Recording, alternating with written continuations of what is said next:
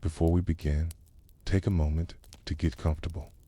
Let your arms go heavy, your breath slow. And as you listen, feel free to leave a comment sharing what time it is, where you are, and what city or village you're listening from. It's love to know. And if you'd like more quiet stories like this one, don't forget to subscribe so they gently appear when you need them most. Now, let's begin. You arrive at St. Denis, not by bus or taxi, but by a quiet walk through the suburbs north of Paris. The city's hum grows distant. Here, the air feels heavier, the gentle weight of history resting in every cobblestone. You reach the Basilica of St. Denis, its spire slicing into the pale French sky. It is a cathedral, yes, but also a repository of graves, a sediment of royal dust sealed beneath its floor, walls, and crypts. The basilica began in the mid-6th century as a modest church built by Dagobert I for a Frankish saint and martyr. Denis, the first bishop of Paris. Denis was said to have been beheaded on Montmartre, clutching his severed head as he walked several leagues north before finally collapsing. His body found rest here in what was then a swamp. Over time, the memory of that martyr's journey became a magnet. Pilgrims came. Monk brothers tended his tomb. Think the church, small and simple, grew taut. It is a story of accumulation, a layering of meaning over meaning. In the 8th century, a small abbey was founded here by the Merovingian dynasty, largely forgotten in later narratives, up to its proximity to the tomb of a saint gave it power. By the 10th century, the abbots of St. Denis had amassed enough influence and relics to appeal to Carolingian successors. Charlemagne himself is said to have donated to the church, though no seal survives to prove it. It is plausible the Carolingians loved nothing more than attaching themselves to a martyr's legacy. But the shift that reshaped everything came under Abbot Suger in the 12th century. Suger was no minimalist cleric with taste for glory and architecture. He commissioned the rebuilding of the church in what would become the first great example of Gothic design: pointed arches, soaring windows, ribbed vaults. But beneath the soaring stones, he oversaw a quieter revolution. The church was deliberately laid out as a necropolis city of the dead. Beneath the nave, among pliable chalk and gravel, Suger built passages and vaults that would serve as tombs for the rulers of France. Tombs in stone, enamel, metal each, meant to celebrate and immortalize a lineage of kings. Before St. Denis, Frankish rulers were buried here and there in small chapels, cathedrals, even family plots on private land. But Suger centralized this legacy in a single space. He created not only a religious shrine, but a dynastic heartbeat. The rhythm of the French monarchy could be felt underfoot as one walked east to west across the nave. And buried bodies, of course, need inscriptions. You would have seen, centuries ago, tall effigies in marble. Louis VI reclining, eyes closed. Philip II in armor, hands folded. Subsequent kings with crowns half sunk in their brows. The stones were carved, painted, gilded in imaginatively morbid gallery. The ground beneath them held their bones, femurs, skulls, ribs stacked, boxed, sealed. This was intentional. When pilgrims came, they were not just venerating St. Denis, they were also acknowledging the legitimacy of power itself, of kings whose flesh and blood mingled with the saint's dust. Power conferred not by election nor conquest alone, but by divine sanction and saintly intercession. Yet, beneath the pomp and ceremony, there were practical considerations too. The abbots had money, extensive land holdings, tolls on rivers and roads, and a savvy ability to cultivate royal favor. They could afford elaborate burial chambers. But more importantly, the rock under St. Denis was soft. Its crypts could be excavated in ways impossible in granite Paris. Limestone could be carved rooms, vaults, niches without earthquake risk. so the abbey became the obvious site for layered graves. Still, St. Denis was not the only royal resting place. Kings were sometimes buried in Reims or Lyon, but these tended to be homecomings for those who died far from Paris. Over time, though, their bones were often transferred to St. Denis's quiet, understated institution whose grandeur lay mostly in what could not be seen. Its vaults, its ossuary, its subterranean architecture. Let me draw your attention to everyday relics behind the choir. In the cloister area, medieval pilgrims would be handed metal tokens pilgrims, badges shaped like small effigies of Denis. They stuck these into their clothing and later sold them upon returning home. One such hoard, discovered in the 19th century, contained hundreds of badges of vidance, not of kings, but of common dormancy, the rank and file, seeking healing or remission of ailments. Their bones now lie somewhere beneath the altar, unnumbered, anonymous. Then there were visitor books, actually parchment scrolls, kept by monks, where pilgrims wrote the ailments they had left behind: rheumatic pains, leprosy, mental anguish. The scrolls themselves were discarded yearly. We now have only fragments, but they show ordinary names: Jacques de Tours, Juliette La Tisserand, a mother named Marie, whose plaits fell to her waist. Their ashes, too, may be among the dust erased from memory. But lingering in soil, these stories of pilgrims and commoners are often overshadowed by the splendor of royal names. When, in 1793, French revolutionaries broke into the crypt, it was the statues they knocked off, the silver coffers they melted down. They were not looking for bones, but when they sifted through the rubble, they found skeletons 400 years of multi-layered burials. They threw the bones into mass pits behind the bulldozers. Then they covered them with quicklime.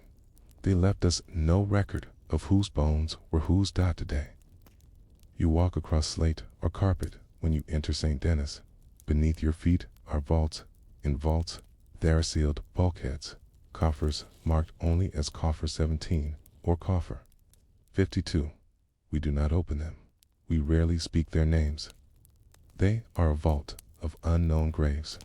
Yet the living world still shows their presence. During restoration in the 19th century, a mason pried open a sarcophagus believed to hold Louis XIV, but it was empty.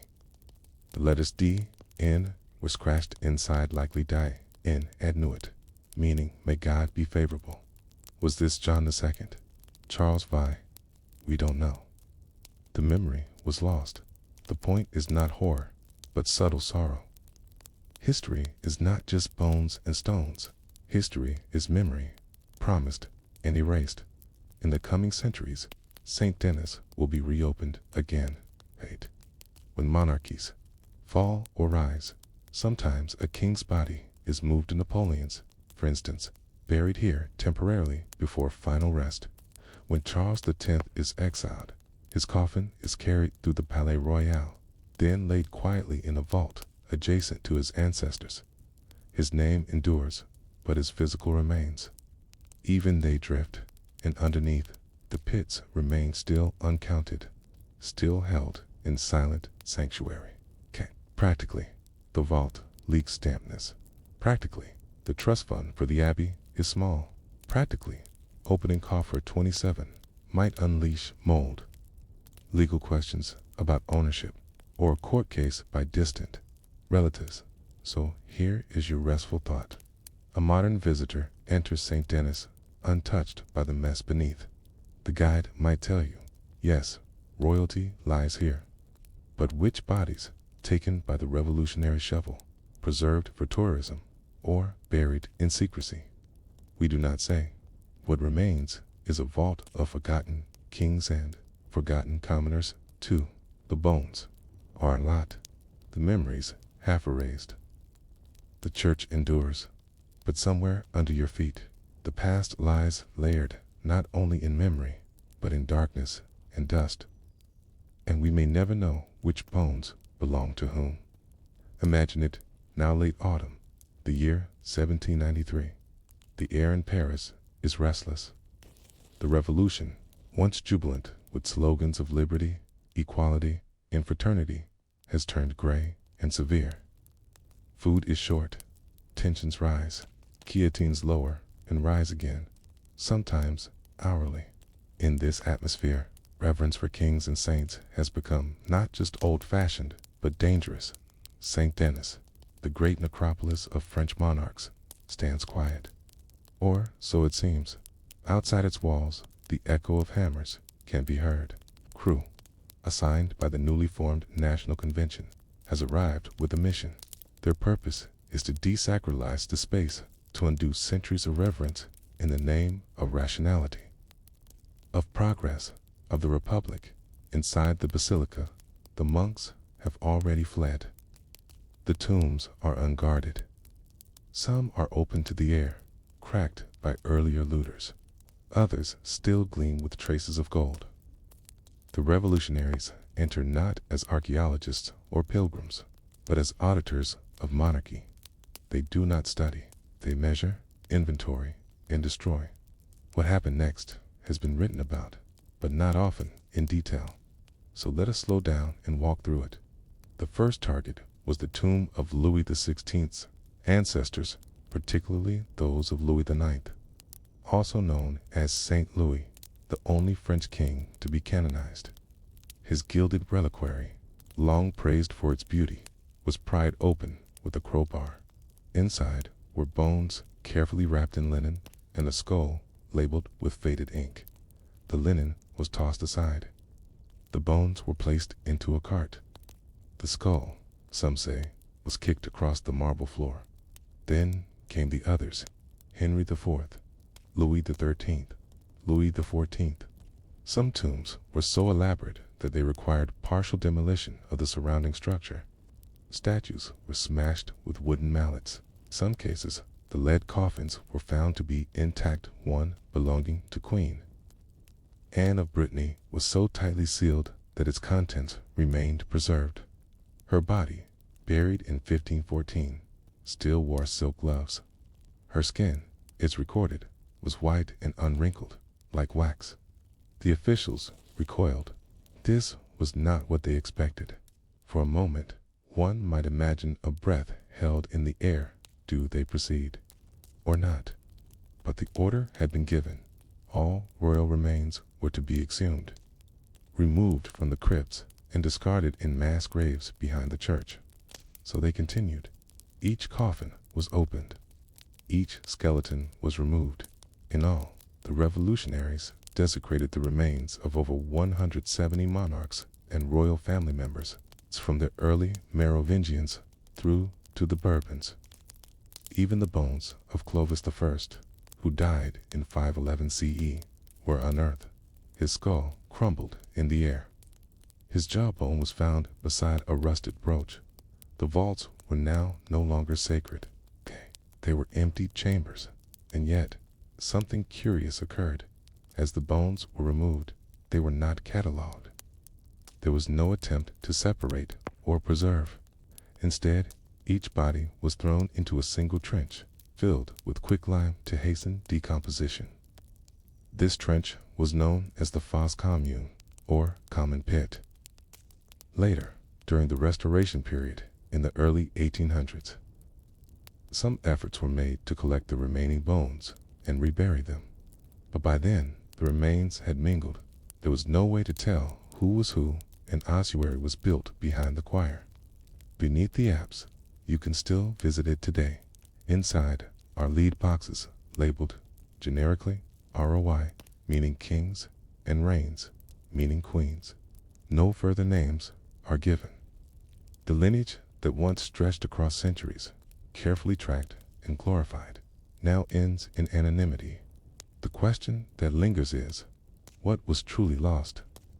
Not just the bones, but the ritual of memory, the idea that lineage could be preserved through space and stone. The revolutionaries weren't merely attacking a monarchy, they were attacking a historical memory anchored in place. Let us take, for example, the tomb of Dagobert I, the founder of the original abbey. His sarcophagus was carved in the 13th century, with intricate images of angels and demons battling for his soul. For generations, pilgrims knelt before it, touching its stone for healing or divine favor. In 1793, the lid was lifted. The contents were dumped into the pit. The tomb, now empty, became a museum piece. Others were not so lucky. The tomb of Charles Martel, his grandfather of Charlemagne, was shattered. So too was that of Pepin, the short Charlemagne's father. These were figures foundational to European identity. Their erasure, physical and symbolic, represents a turning point in the French relationship to its past. It wasn't just kings who were buried there. The vaults of Saint Denis also held lesser-known nobles, bishops, abbots, and even children. One such child, believed to be Louis XV's grandson, had a marble cradle carved into his tomb. It was broken, then looted for a stone. No one recorded the name on the tomb. We only know of it through a sketch drawn by an artist days before its destruction. Curiously, some remains were spared in a side chapel. A small group of revolutionaries encountered the bones of Berengaria of Navarre, wife of Richard the Lionheart. Her tomb was dusty, barely labeled. Perhaps due to her foreign status, a simple neglected was left untouched. Today, that chapel remains one of the few places where a medieval queen still rests undisturbed. By the end of 1793, the basilica had been transformed. Its windows were smashed, its statues decapitated. The high altar was removed. The choir was stripped bare. Its tombs had become nothing more than empty niches in the wall for the next 20 years. St. Denis was used for secular purposes. It served as a warehouse, then briefly as a stables. Birds nested in the rafters. Grass grew between the stones. It wasn't until the Bourbon monarchy was briefly restored in 1814 that St. Denis was cleaned, repaired, and reconsecrated. But by then, the damage was irreversible. The bones were gone. The names were lost. The 19th century architect, Viollet-le-Duc, responsible for much of France's Gothic restoration, tried to rebuild what had been lost. He sculpted new effigies. He labeled sarcophagi with educated guesses. But even he admitted, we are building shadows. What lies beneath the stone is no longer a lineage. It is a silence. And yet perhaps that is the most fitting legacy. St. Denis has become not only a burial site, but a monument to forgetting. Its crypts now tell two stories, the visible one of statues and plaques, and the invisible one of empty vaults and unmarked boxes. The church, in its solemn quiet, teaches us how easily memory can be fractured and how desperately we try to repair it with symbols. As you stand beneath the apse today, you are walking not on top of royalty, but on top of loss. The floor is silent. The names echo faintly, and the vaults below hold not power, but absence. But there is still one section of this story yet to be uncovered, one final descent into the underworld of memory, identity, and sacred space. The crypt at St. Denis is colder than one might expect. Not the kind of chill that comes from wind or drought, but a quiet, pressing cold that seeps into the stones and stays there. You don't hear it at first. You feel in your knees, in your fingertips, silence that doesn't quite belong to the present. It lingers as you descend the shallow steps into the oldest part of the basilica. The ground is uneven. Some of the slabs are chipped, others are newly carved, but most bear no markings at all. This is where memory becomes difficult to trace. You are now standing in a burial ground that once held the legacy of a kingdom, and now only holds its residue. The official plaques say Tombeau de Roi and list a few names, but the truth is more elusive. The bones once arranged with such ceremony are gone, lost to lime and time. All that remains is space, volume. The idea of a tomb, even when the tomb no longer has its occupant. There is something haunting about that. But before this place was ever a church, ever a royal mausoleum. It was something simpler, something forgotten. So let us go back again, even further, before the Merovingians, before Clovis, before even the Roman occupation of Gaul, back to a time when this hill outside Lutetia, modern-day Paris, was just a wooded rise near the confluence of the Seine. The area that would become Saint Denis had long been sacred. Archaeological digs in the mid-20th century unearthed fragments of prehistoric burials, here Neolithic grave goods, broken pottery, traces of charcoal from ceremonial fires. These were not Christian burials. They weren't even organized in any structured cemetery. They suggest that for thousands of years, people saw this ground as meaningful, a place where bodies could be returned to the earth. By the 1st century CE, the Romans had arrived, and with them, their cemeteries. Just outside their settlements, always on the road out of town, were rows of carefully constructed tombs, niches for urns, modest mausoleums. Saint Denis was one such site. Roman tiles have been found deep below the basilica's floor. Shards of terra sigillata, the fine red pottery used in burial rites.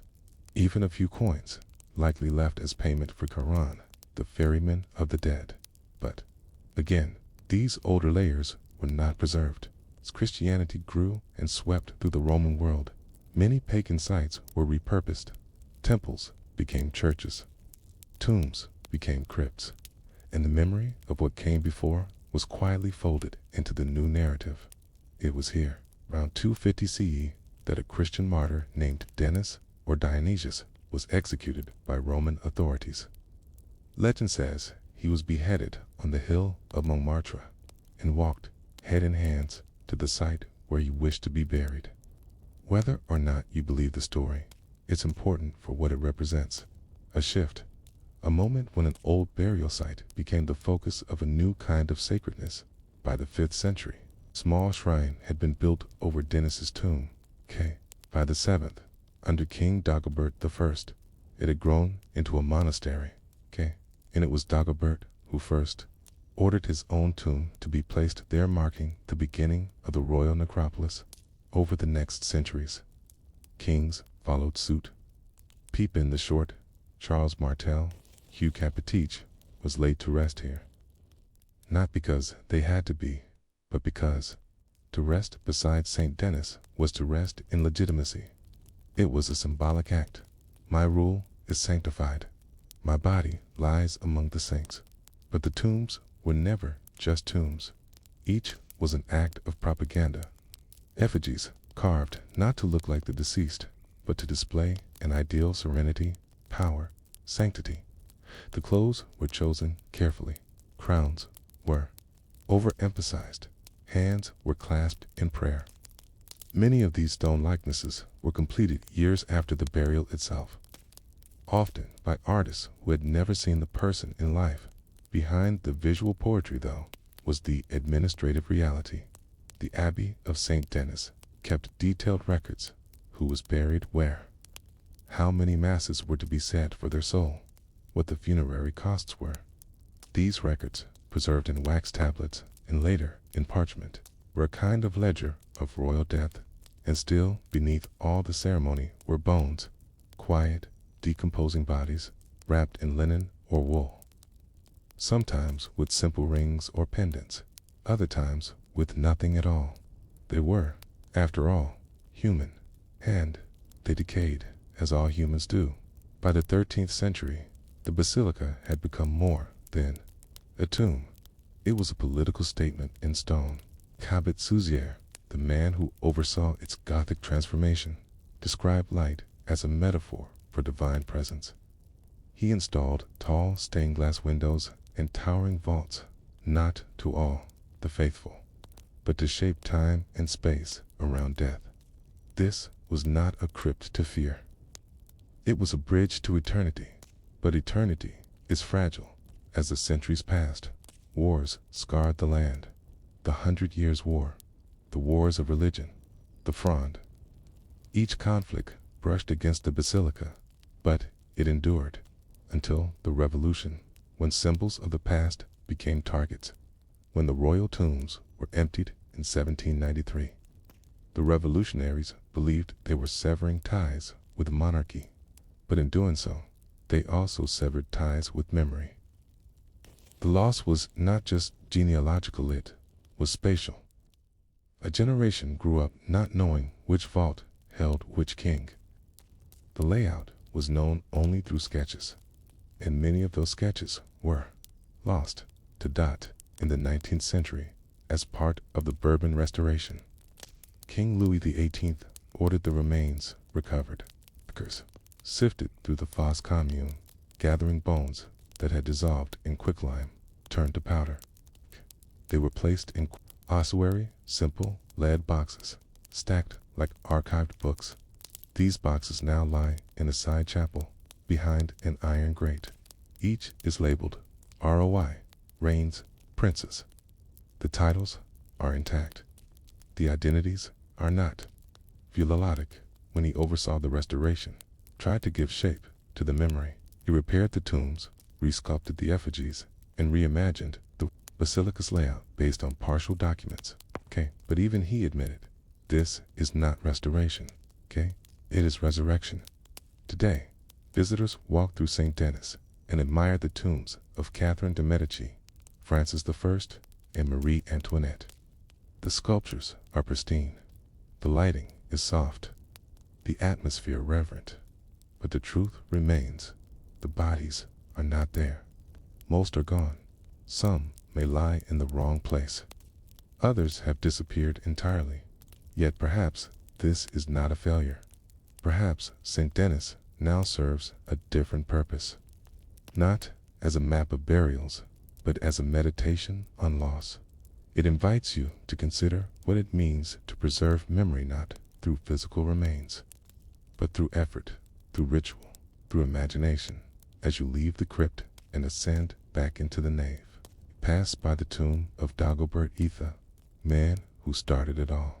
His effigy lies surrounded by carved demons and angels, locked in a battle for his soul. It is a reminder that even kings were uncertain of their fate, and beneath your feet, beneath layers of stone and lime and centuries, lie fragments of a past that was never meant to survive.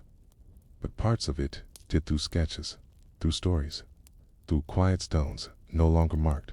So we ask one final question.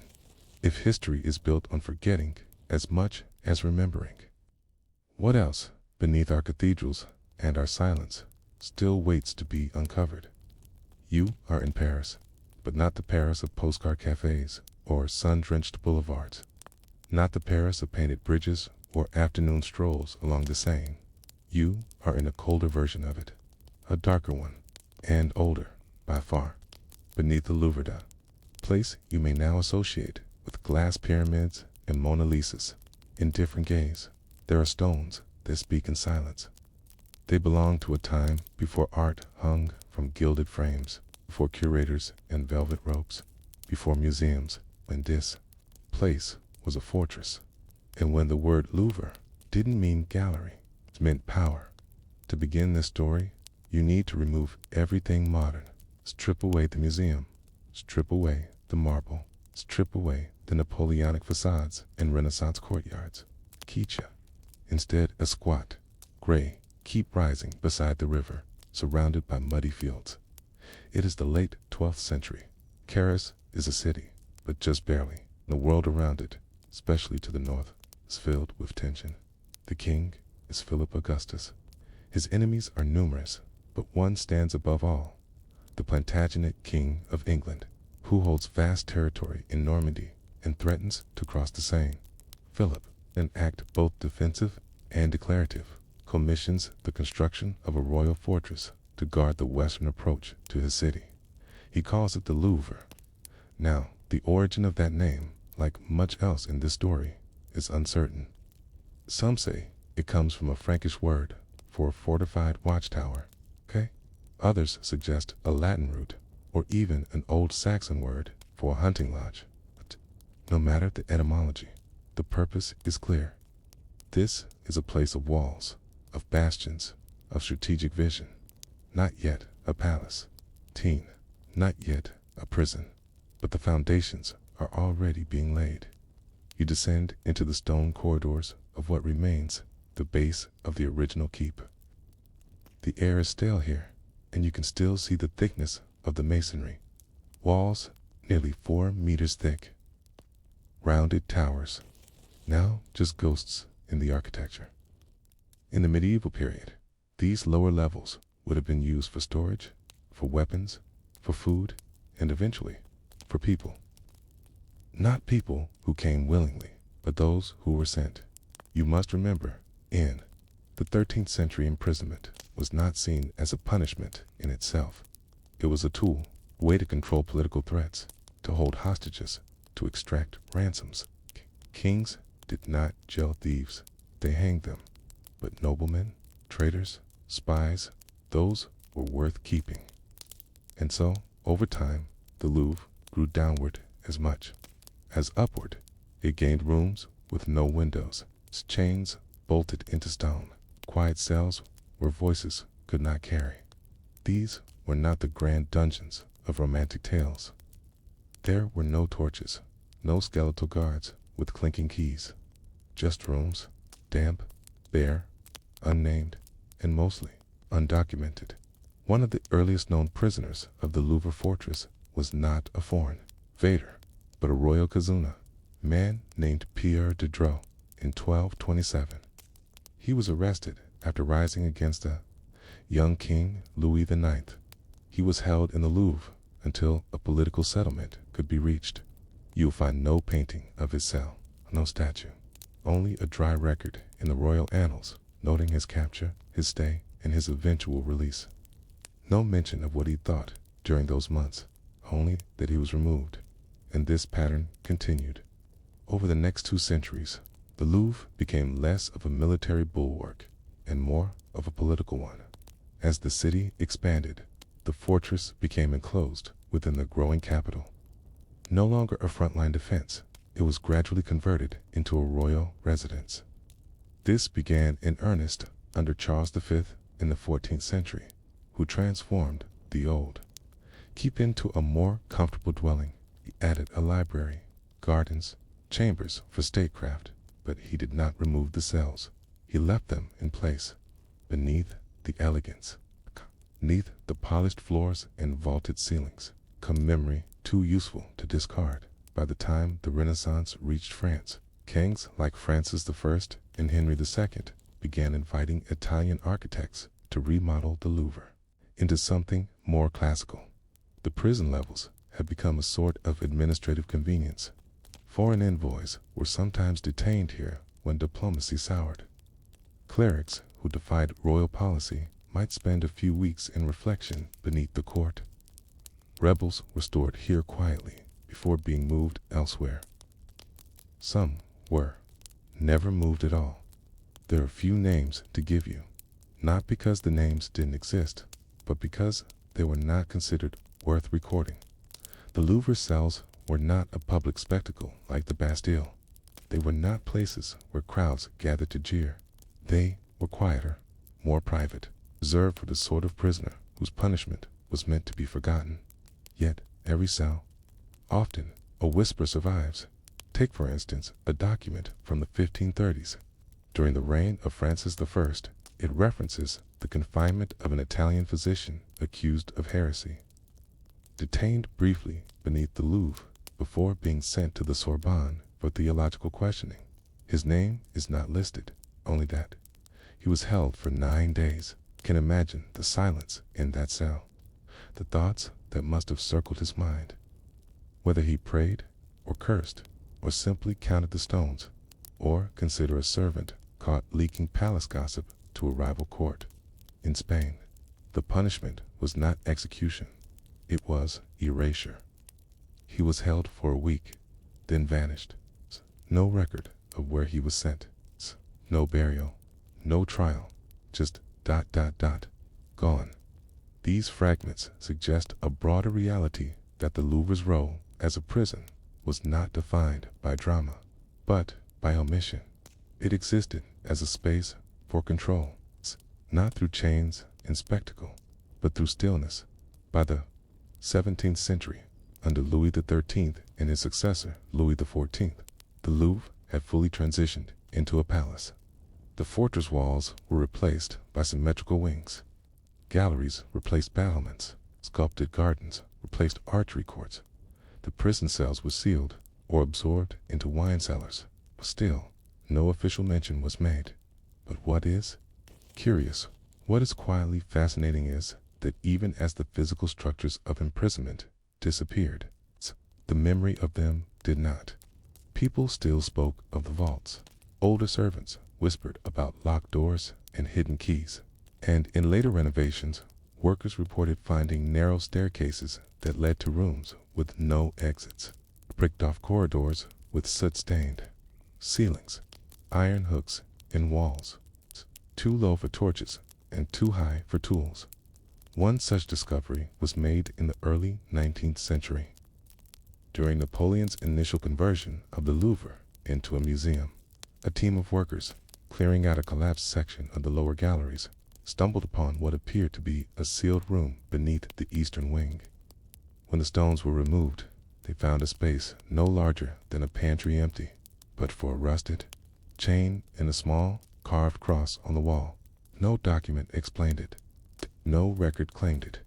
It was simply there. Napoleon ordered the room sealed again in the years that followed. As the Louvre grew into the institution we now know, these vestiges were gradually paved over.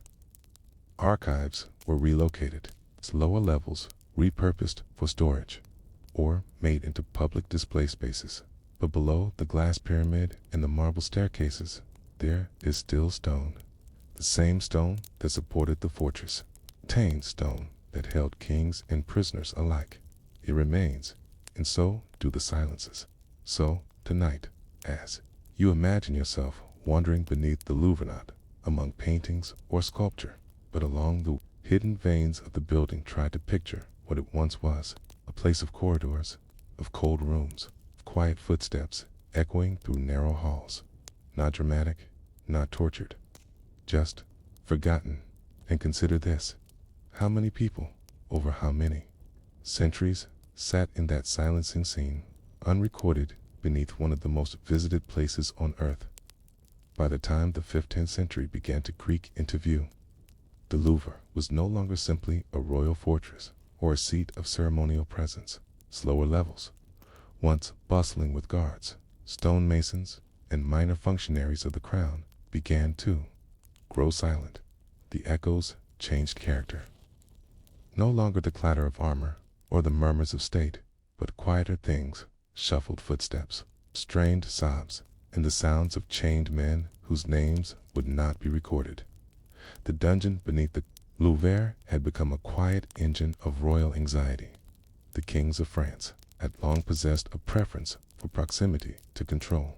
The Bastille existed, certainly, as a grander symbol of royal imprisonment. But it was also more exposed, more vulnerable to public scrutiny. The Louvre, by contrast, was close to the Seine, sunk deep into stone, and hemmed in by labyrinthine corridors few could navigate without a guide. There was no grand procession here when prisoners were led in, only silence and a door that opened into darkness. Most of the records that remain from this period are frustratingly administrative. The register of cell occupancy from 1424 lists, in terse Latin, only initials or brief designations. H. The Confessor. One entry reads, T. D. Avignon, for questioning. Others have no names at all, just the word oblivio, it's the official term for someone to be forgotten. But some details slip through. One royal clerk, possibly named Etienne de Vignos, left behind a set of marginal annotations on a royal edict, unrelated to its main content, that provide eerie glimpses. One chamber has no window, only a vent the size of a coin. He writes, the air is stagnant. Rats no longer run. There they have gone above ground. Whether these notes were part of a formal inventory or a private lament is unclear, but they give us something that official chronicles often omit. Atmosphere. These subterranean cells were not uniform. Some were designed as holding chamber-stone rooms with a bucket and a bench, meant for temporary confinement before a hearing or exile. Others were pits, literally round holes carved into bedrock with ladders removed once the prisoner was inside. These were used, according to 1:1452 decree, for those whose silence must be complete, lest their voice stir heresy or rebellion anew.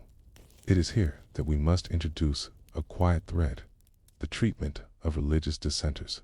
While the Louvre was never officially designated as a prison for heretics, it became a convenient waypoint for those whose ideas had rattled the church or embarrassed the crown. Monks who had copied forbidden texts, former priests who had spoken aloud about celestial mechanics, midwives accused of predicting births too accurately. These were not always dramatic cases.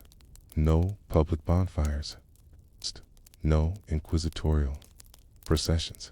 Instead, they were quietly handled, shuffled underground, and detained for periods unspecified. The crime was often not the action, but the potential. One such case survives in a heavily damaged folio preserved at the Bibliothèque Nationale de France. It refers to a woman of letters, known to have copied Aristotle in the vulgar tongue. Her name is torn away, but the notation states she was secured beneath the river gate, likely a reference to the Louvre's lowest cells, which at that time were partially below the waterline. And it wasn't just heretics. The Louvre's dungeon became a place where nobility punished its own in secret. There was no political utility in executing a cousin who had insulted the king at a feast, but there was political risk in doing nothing. The answer, sometimes, was to disappear them into the vault. One noble, the Comte de Ligny, is believed to have spent 6 months in one of the lower chambers after making an offhand remark about Queen Isabeau's lineage. His estate records show a sudden halt in correspondence between 1419 and 1420, followed by a burst of unusual purchases upon release: thick gloves, garlic, and several barrels of vinegar. The last item may seem strange, but vinegar was often used to mask the smell of rot when cleaning one's garments. Even more revealing is how the prison was staffed. The guards assigned to the lower levels of the Louvre were not soldiers. They were clerks, literate, obedient, anonymous men who kept keys and counted bread loaves, but rarely interacted with the inmates beyond necessity. Their purpose was not to enforce discipline through violence, but to ensure compliance through isolation. These clerks rarely spoke to each other, and their records show an almost obsessive commitment to dull routine. Cell 3. 1 loaf, 1 pint, 1 sweep. Over and over, but from time to time, things broke pattern. One clerk, known only by the initials AP, left a marginal drawing beside an inventory of wine barrels. It depicts a narrow corridor flanked by barred doors, and, in the corner, a figure holding what appears to be a feather quill, pointed down. Beside it is a phrase, Vox sign, or a voice without a mouth. It is not clear whether the phrase refers to the prisoner or the clerk himself. These glimpses, though small, pull at something much larger. Deep the Louvre. During these centuries, power was not only displayed above, but stored below. Authority was as much about silence as it was about decree. The dungeon did not make public statements. It did not need to. It existed to erase the inopportune, to pause the difficult, and to contain the inconvenient. Till history moved on, and yet something lingered. When renovations were conducted in the early 16th century to transform the Louvre from fortress to Renaissance palace, workers reportedly broke into several sealed chambers. One chronicler, Jean Lemoyne, wrote that among the discoveries were instruments of binding unknown to our craftsmen and names inscribed backwards upon the stone walls. This cryptic remark has never been fully explained. Some believe it refers to a form of mirror writing used by prisoners, hoping to avoid detection. Others suggest it was a way of recording confessions that could be denied if read aloud. Whatever the truth, It adds a layer of quiet desperation to an already grim space. One might ask why the Louvre did not become infamous for these imprisonments. Part of the answer lies in its location at the heart of court life. Unlike distant castles or provincial fortresses, the Louvre was too close to be mysterious, too central to be mythologized. It was where treaties were signed, artworks displayed, and ambassadors received. To speak of what lay beneath it was to risk disturbing the illusion of majesty. And so, over time, the dungeon fell into a kind of historical amnesia. It was never officially abolished, just ignored until it was renovated into storerooms and archives, and finally, in some cases, exhibit spaces. Yet, even now, visitors to the Louvre's basement levels can walk alongside stone walls that once housed prisoners whose names were never written down. They may pass a recessed alcove and not realize it was once a doorway sealed with iron. They may step across bricks worn smooth, not by tourists, but by pacing feet, alone in the dark. So many of those forgotten lives, what did they dream of? What regrets did they whisper to the stones? And how many stories ended in those cells, erased not by malice, but by time and bureaucracy? The Louvre's transformation from fortress to palace was not instantaneous. It was a gradual, stuttering process, one that took centuries to unfold, layer by layer, like the unhurried shedding of an old skin. But long after the royal court had begun its migration east to the newly adorned halls of the Palais des Tuileries or the Palace of Versailles, something lingered in the earth below the old tower, something harder to remove than stone or memory. The silence of the dungeon. By the mid-17th century, the Louvre was no longer the central seat of power. The kings had moved on. The grandeur of statecraft had new stage settings, but the vaults beneath the Louvres, especially the older, deeper recesses, remained intact, forgotten not in the sense of being lost, in the way a dusty ledger might remain undisturbed in the back of a drawer. It wasn't that people didn't know, it's that they no longer looked. And so, for a while, the old prison sat empty, till it didn't. In times of unrest, old spaces have a way of becoming useful again. The Fronde series of civil wars that racked France in the mid-1600s saw chaos touch even the aristocratic ranks. Nobles were imprisoned for choosing the wrong faction, pamphleteers locked away for publishing verses against the crown. Some were sent to the Bastille. Others were quietly placed beneath the Louvre. One such prisoner was Louis de Marsac, a minor noble from Orleans, who had penned several unflattering satires about Cardinal Mazarin. He vanished for 11 months. When he reappeared, he refused to speak of where he had been, but a diary kept by his steward recorded that, upon returning, Louis requested a set of thick woolen socks, said to be too quiet the echo of his steps. Another entry noted, he no longer looks directly at doorways. These eerie glimpses persist in scattered records memos from secretaries, marginalia from archivists, complaints from washerwomen who refused to descend past the second stair. But perhaps the most compelling fragments come from what was supposed to replace the dungeon, the Louvre's royal archives, as part of the palace's modernization. Parts of the lower vaults were converted into storage for legal documents. Royal decrees and census paper, ink, wax seals. Yet, as archivists began moving crates into these spaces, they encountered signs that not all the old chambers were as empty as they appeared. In an anonymous memo dated 1702, a clerk writes, "Room F has been cleared of boxes, but the stench persists. Discovered iron loop set into the stone purpose, unclear. Wall bears scratchings that repeat in uneven intervals. Lines, not letters." Another entry from 1707 observes, "The southern vault cannot be used. Moisture collects unnaturally. Cold not of the season. Recommend sealing until further study." These weren't supernatural claims. They weren't made in fear. There were observations by men whose job it was to file things away.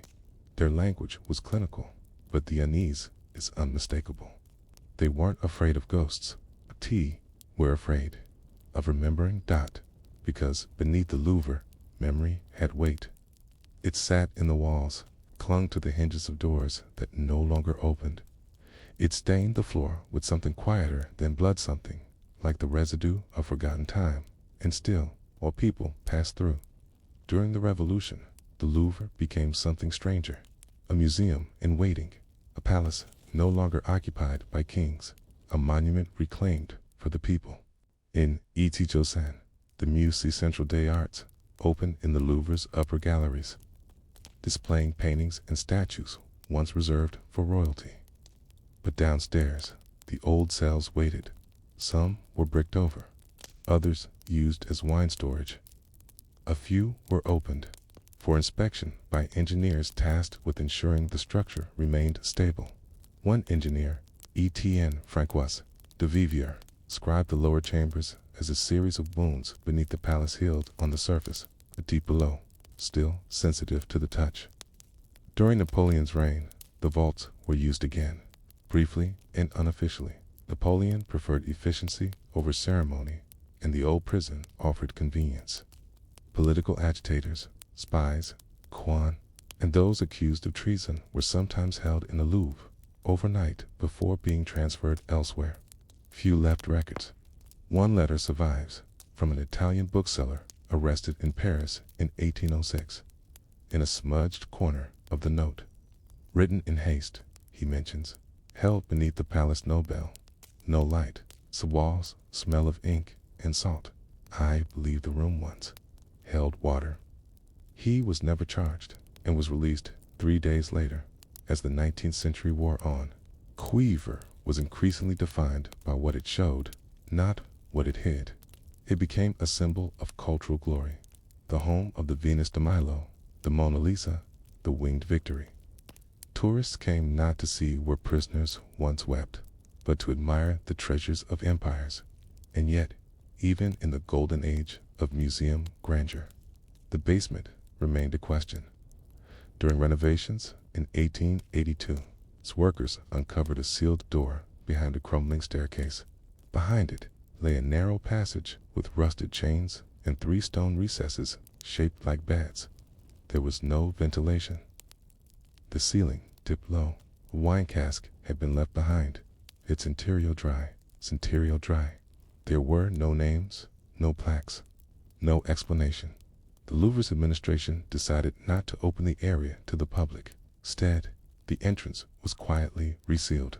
And a vague mention was made in an internal report. Pre-modern structure, not suitable for display. But that phrase, not suitable for display, captures something fundamental about this forgotten chapter. The royal prison beneath the Louvre wasn't hidden because it was shameful. It was hidden because it didn't fit the story France wanted to tell about itself. It was easier to show the brushstrokes of Delacroix than the chains of dissenters. Easier to illuminate ceilings than excavate walls. And so, the prison faded again. Not erased, not demolished. Just slowly allowed to disappear into stone. Today, visitors to the Louvre walk above these spaces without knowing. The floor is cool. Beneath their feet, the light is soft. The voices murmur through the galleries like water. They gaze at masterpieces and contemplate genius. Few pause to wonder what lies below.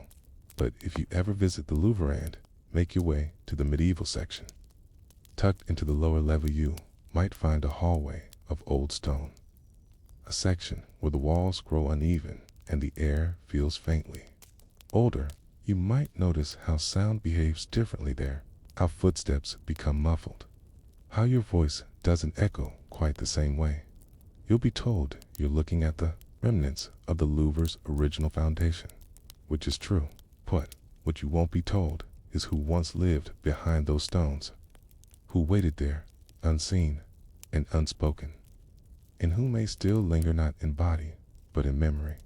Because prisons are not just places of confinement. They are also places of forgetting. And sometimes, forgetting becomes the most enduring sentence of all. You walk the long halls of the Louvre, past glass-encased treasures and stone smiles frozen in marble. But in a quieter wing, just past the Renaissance galleries, there's a corridor where few linger. The light is dimmer there. The walls are lined, not with paintings, but with the last survivors of another age tapestries. Most of them are faded. Intricate hunts, parables, and heraldic beasts stare out in woven threads from centuries ago. But there is one tapestry missing, a blank space on the wall. And if you look closely at the small bronze plaque that remains screwed in beside it, you'll find an odd entry. Inventory #B-142. Removed for conservation, 1983. Not returned. What was once there is not just a textile, it's a clue to a deeper thread woven through royal history, one not painted in oils or chiseled in stone, but sewn carefully, deliberately, in silk and wool. This is the story of the tapestries that vanished from the Louvre, and why their absence still matters. The royal courts of France, especially in the 14th and 15th centuries, valued tapestries not merely as decoration, but as tools of propaganda, record-keeping, and even political subversion. Unlike paintings, which were heavy and fixed, tapestries could move. They could follow the king as he traveled from chateau to chateau. They were portable stories, woven with symbols and allegory that courtiers and foreign emissaries were expected to interpret. In the late 1300s, under King Charles V, the Louvre was still a royal residence. And it was Charles who commissioned one of the most peculiar collections of tapestries in French history, now lost to time. The collection was known, then, in hushed tones, as Les Voiles du Silence, the Veils of Silence. It was not a formal title, There is no royal decree that refers to them this way, but the name appears in correspondence brief, cryptic references in the letters of chamberlains and stewards. A note from 1377 reads, "The second veil has arrived from Arras. His Majesty requests its immediate placement in the Salle Noire. No visitors permitted." Another, 2 years later, simply reads, "Veil 4 has proven unpopular. Revisions ordered. The hound must be removed." No one knows how many there were. Estimates range from 5 to 12. But what is clear is this: unlike most tapestries of the age celebrating saints, battles, poor dynastic unions, these were something different. Quiet, ominous, possibly dangerous. Their themes were not religious, nor mythological. Instead, they depicted rooms that looked eerily similar to the royal chambers themselves. Empty, stone-walled interiors, sometimes with a single figure seated in shadow, sometimes with nothing at all, just a chair, or a window, or a chain. But the symbols, those were the key. A white hound with no eyes, a taper melting onto a closed book, a black key on a red cushion. None of these appear in heraldic registers, and yet they recur again and again across accounts from different servants and scholars who glimpsed the pieces before they vanished. A letter from a Flemish weaver in 1384 protests a design revision, saying, "The cushion must be crimson, not rust. Rust offends Mars, and the key must not point downward. To do so invites misfortune." What were these tapestries meant to communicate? To whom? Theories abound. Some suggest they were instructional visual code for the heir to the Tuthal throne, explaining the hidden architecture of power, the secrets not written in any legal text. Others claim they were psychological portraits designed by astrologers and philosophers close to the king, revealing aspects of court politics through layered symbols. Still others whisper of darker meanings, that the tapestries were maps not of places, but of people.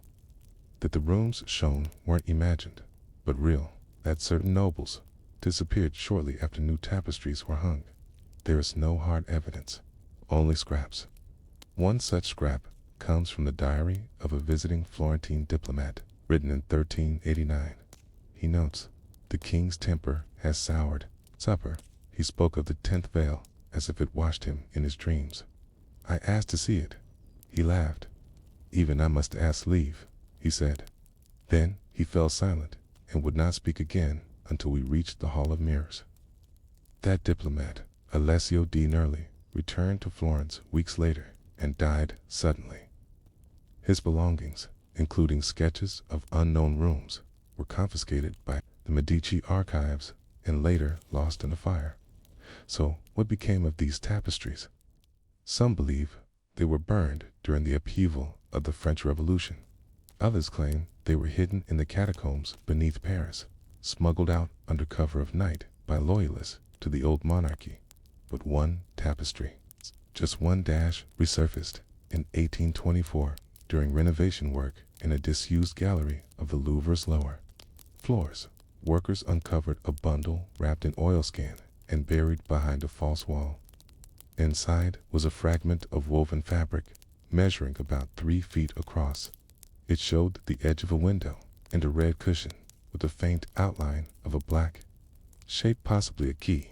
No official record was made, but a museum assistant at the time, Henry Godden, kept a personal notebook now preserved in the Bibliothèque Nationale. He wrote, "The fibers are too old to clean, but the pattern, it disturbs me. It is as though the room looks back." That fragment inventory #B-142- was quietly framed, displayed for a time in the museum's tapestry wing, and then removed in 1983 for conservation. It has not been seen since. The Louvre does not deny its existence, but requests for access have been routinely declined. In 2007, an independent art historian, Elodie Marchand, petitioned to study the piece, arguing that it may hold clues to Charles V's secret court councils. Her request was denied without explanation. Still, Elodie later gave a lecture at the Sorbonne where she said, "When institutions erase objects, it is rarely because of danger. It is because of discomfort. Tapestries do not scream. They whisper, and that whisper can unmake the neatness of history." Perhaps that is the point. Today, the Veils of Silence are not part of any official tour. Most museum staff have never heard of them.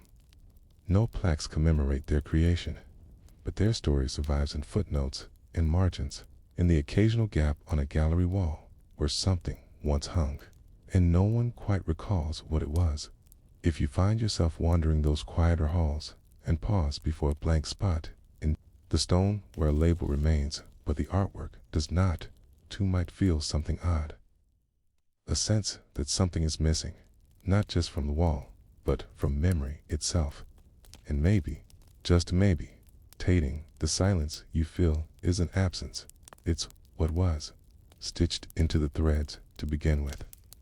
Imagine you were walking through the Louvre, but not as a visitor, not as a tourist, passing time between the Mona Lisa and the Winged Victory. No, imagine instead that you are a servant, moving quietly down the same corridors during the 1370s. The stone walls are cold, the torches leave trails of smoke along the ceilings. You are carrying nothing but a rolled bolt of fabric.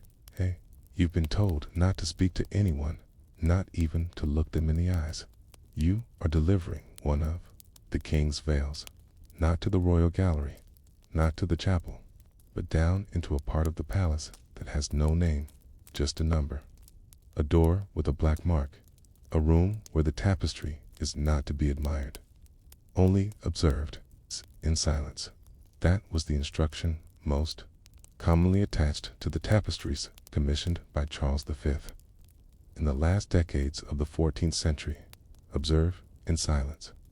No interpretations, no questions, just an enduring quiet, as if the fabric itself might listen better than the walls. In this section, we descend deeper, not just into the lower rooms of the old Louvre fortress, but into the shifting political whether that gave rise to these mysterious works of woven art, because, while we might never fully know the meaning behind Les Voiles du Silence, we can understand the world they were born into, a court plagued by anxiety, isolation, and the creeping paranoia of a crown that no longer trusted its own reflection. Charles V of France. It's called Charles the Wise was, a monarch shaped by siege and strategy. He ruled during a period when France was licking its wounds after the catastrophic defeats of the 100 Years' War. It was a time when kings no longer rode at the front of cavalry charges, but instead cloistered themselves inside fortified cities and surrounded themselves with advisors, astrologers, and secretaries. The Louvre, still a fortress at the time, had already begun its slow transformation into a royal residence. But it remained heavy with the spirit of a garrison, its windows small, its corridors narrow, and it was within these stone confines that Charles began to withdraw from the rituals of open court. By the 1370s, the king no longer held public audiences as frequently. His circle grew smaller, his letters more cryptic, his instructions less direct. One account by a steward describes how the king would summon scribes at dusk, only to stare at them for hours without speaking, as if expecting them to write down words that had not yet been spoken. It was in this atmosphere that the tapestries emerged, not as celebratory objects, but as private tools, possibly psychological devices, possibly warnings. The first documented reference comes from a tailor's ledger in 1374. Payment remitted for 2 scenes, each no wider than a curtain, woven with figures in gray and crimson. Client unknown. Delivery to be made to the northern tower. Entry forbidden after sundown. This tells us 2 things. First, that the tapestries were made deliberately small, not grand wall hangings, but narrow, intimate panels, meant for tight chambers, meant to confront their viewer, not with grandeur, but proximity. Second, that their delivery was secretive over the next decade. A dozen more entries like this appear, scattered across guild records from Paris to Arras. All share a pattern: payment in gold, no named recipient, and urgent delivery instructions to obscure parts of the Louvre. No public record remains of these items in royal inventories. They are absent from both coronation and funeral lists. They were not handed down nor destroyed with ceremony. It is almost as if they were made to be forgotten. But one man remembered in the mid-19th century. It's a German scholar named Friedrich Baumgarten, an eccentric linguist with an interest in medieval symbolism, discovered something strange in the archives of the National Library of France. He had been studying patterns in illuminated manuscripts when he came across a parchment wrapped in oilskin and misfiled in a collection of 17th century garden plans. It was not a map, nor a letter. It was a grid marked with alternating symbols. Some resembled astrological glyphs. Others looked like knots, spindles, or hounds. Below the grid was a line of Latin, poorly translated from French. In silence, the veil reads itself. Baumgarten at first thought it was a cipher, but the characters did not match any known code. Only when he compared it to 14th century tapestries in the Louvre's textile division did he begin to suspect a connection. He proposed, controversially, that the tapestries operated as a kind of visual code, that the arrangement of certain objects within each panel could be read in sequence, like an early form of symbolic notation, language made of images. A tapestry not to be admired, but to be deciphered. This idea was largely dismissed by the scholarly community. Tapestries, they argued, were decorative. They might carry allegory, but not code. Certainly not the kind of deliberate patterning Baumgarten described. But Baumgarten persisted. He identified 6 motifs that appeared repeatedly in accounts of the lost veils: the eyeless hound, the black key, the taper melting onto a book, a headless eagle, a woman seated behind a curtain, a window that faces inward. Each, he argued, represented a state of royal vulnerability, blindness, secrecy, burning knowledge, lost dominion, obscured influence, in recursive paranoia. Baumgarten published his findings in 1863, but the pamphlet was banned in France. Copies were destroyed.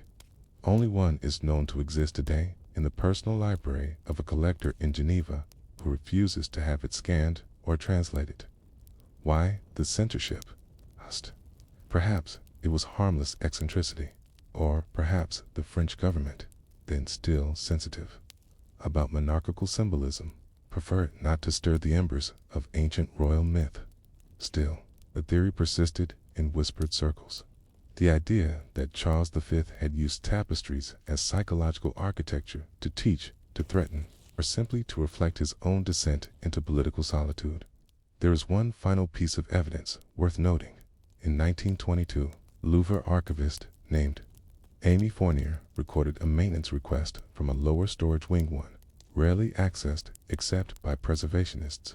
A TIA request was simple. Repair water damage to a storage box labeled 15C, textile, unnumbered.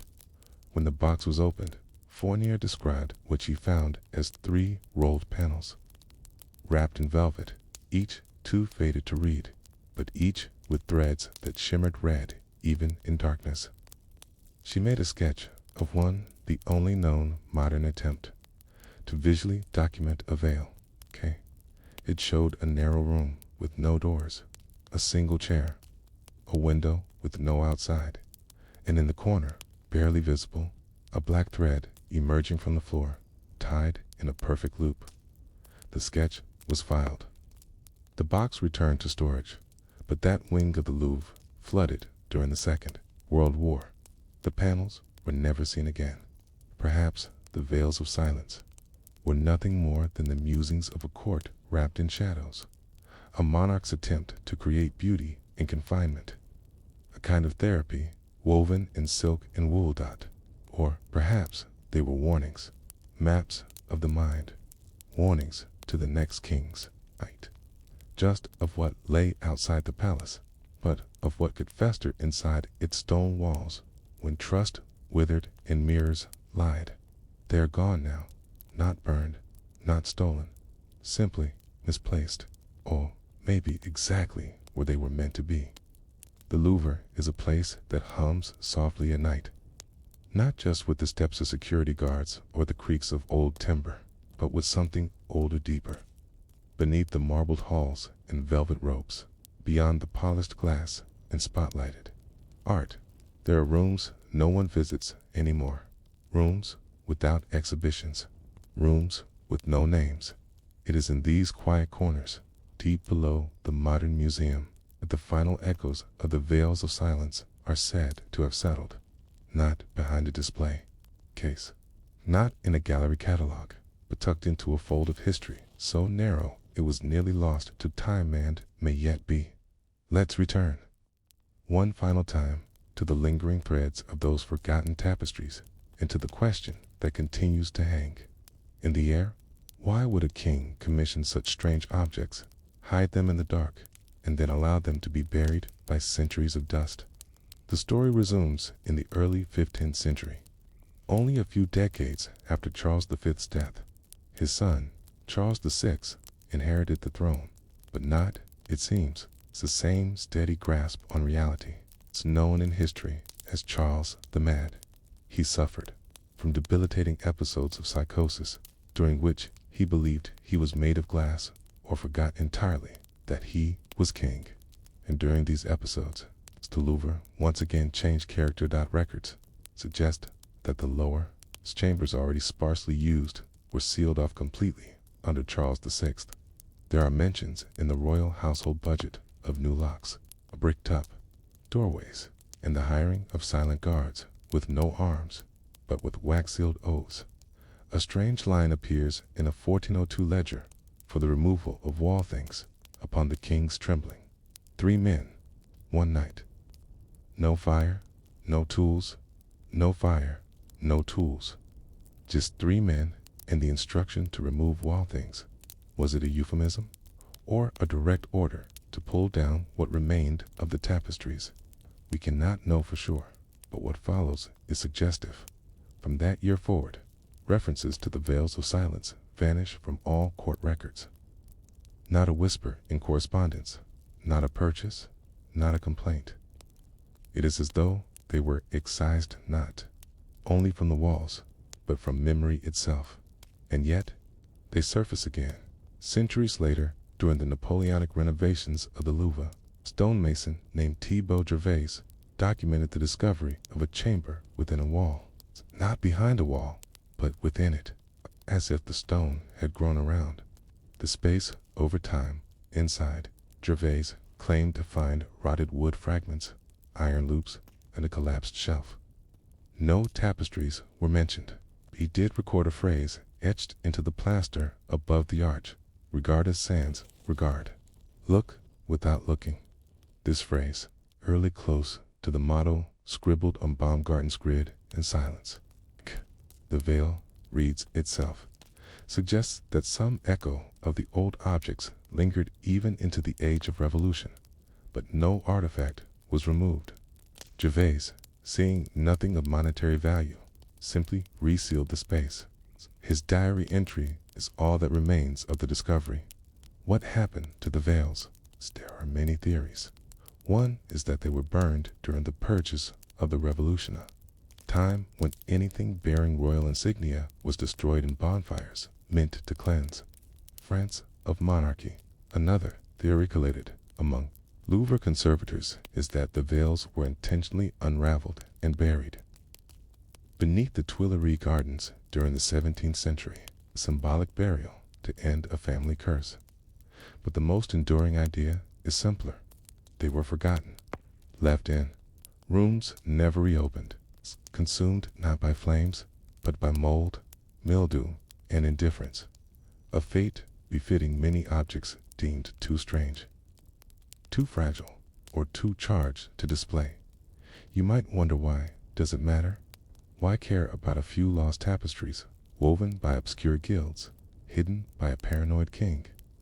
Because, in their absence, they tell a story not just of art, but of power, of how power behaves when it begins to doubt its own strength. The veils of silence were not merely aesthetic works. They were psychological maps threads woven not just through wool and silk, but through the minds of those who gazed upon them. Think of them like mirrors that didn't reflect what you looked like, but what you feared, commissioned in silence, viewed alone, understood by no one, and yet they endured. Not physically, perhaps, but in rumor, in myth, in the marginalia of forgotten books, in the half-erased sketches of bored archivists. Even today, there are guides at the Louvre who refuse to speak of certain rooms, not out of superstition, but out of tradition. As if silence, too, has been passed down. In 1979, during electrical maintenance in a disused wing of the museum, workers found a length of woven cord embedded in a collapsed wooden frame. The cord was black, slightly sticky. When tested, it was found to be dyed with cochineal and walnut husk substances common in 14th century textiles. No one could say for certain what it was. The piece was labeled unidentified textile component and stored 10 years later during renovations for the Louvre's new glass pyramid entrance. Another object was found, a brass medallion, no larger than a coin, bearing the symbol of an eyeless dog, the same symbol Baumgarten had described. It was dismissed as decorative, placed in a drawer, and forgotten. You might be imagining this as some great hidden conspiracy, but history is rarely that deliberate. It's what we call erasure is often just a failure to remember. Okay, what we call mystery is sometimes just a pile of unfiled papers. The vault of forgotten kings may never be opened. Guess it may never have been closed. It may simply be waiting quietly beneath layers of bureaucracy, dust, and institutional fatigue in a building like the Louvre. So vast and old, forgetting is as easy as walking past a locked door. So tonight, as you drift deeper into sleep. Picture this: a dark room, a tapestry rolled like a scroll, not hung, not displayed, just lying there in silence, waiting to be looked at, but not directly. A hound woven from fading thread, a woman behind a curtain, a candle with no flame, symbols meant for no one, and a single phrase stitched into him, barely visible anymore. Observe in silence. Before Greece whispered its myths, before Rome carved its roads, before even Babylon grew fat on empire, there stood a city beside the sea, a city called Ugarat. It was neither mighty nor tiny, neither forgotten nor fully remembered. A T was meticulous, precise, almost eerily so. Ugarit did not fall in a blaze of glory. It did not survive as legend. It did not pass its language to other empires. But it wrote how it wrote, in the way it wrote, and what it wrote on would not be seen again for nearly 3,000 years. This is not a story of conquest or kings. It is the story of people who organized knowledge, people who built small rooms, filled them with clay, and carefully, quietly locked entire worlds inside. And when they were gone, their records did not rot. They baked themselves solid in the fire that destroyed their city. And then, without any poetry or warning, they were buried in salt. Let's begin with a floor plan. The royal palace of Ugarit, situated near what is now Ras Shamra on the Syrian coast, was not built to impress from a distance. From above, it would have resembled a cluster of sturdy boxes, low and practical. This was no grand ziggurat or stepped pyramid. Its architecture was measured for function. Rooms opened into courtyards. Drainage was managed with surprising efficiency. Even the storage areas were divided with symmetry and intention, and tucked in the northeastern section of the compound, past the audience hall and the royal granary, were a handful of small, windowless rooms. They were quiet, they were dry, and they held clay. But not just any clay tablets. Tablets so densely inscribed that modern linguists sometimes joke they were the earliest form of bureaucratic suffering. The script keepers of Ugarit didn't just store stories. They stored contracts, hymns, inventories, weather records, purchase lists, and translations.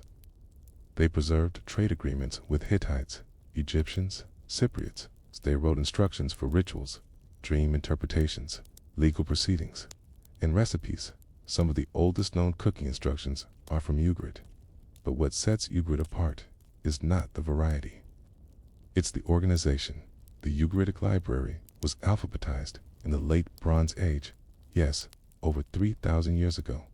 These scribes were arranging their tablets in what archaeologists now call proto-palical order. This means that the information wasn't just recorded, was meant to be retrieved. It was a functional archive, Bronze Age filing system, and more curiously still used its own script, the Ugaritic alphabet. You see, Ugaritic was one of the earliest alphabets known to humankind.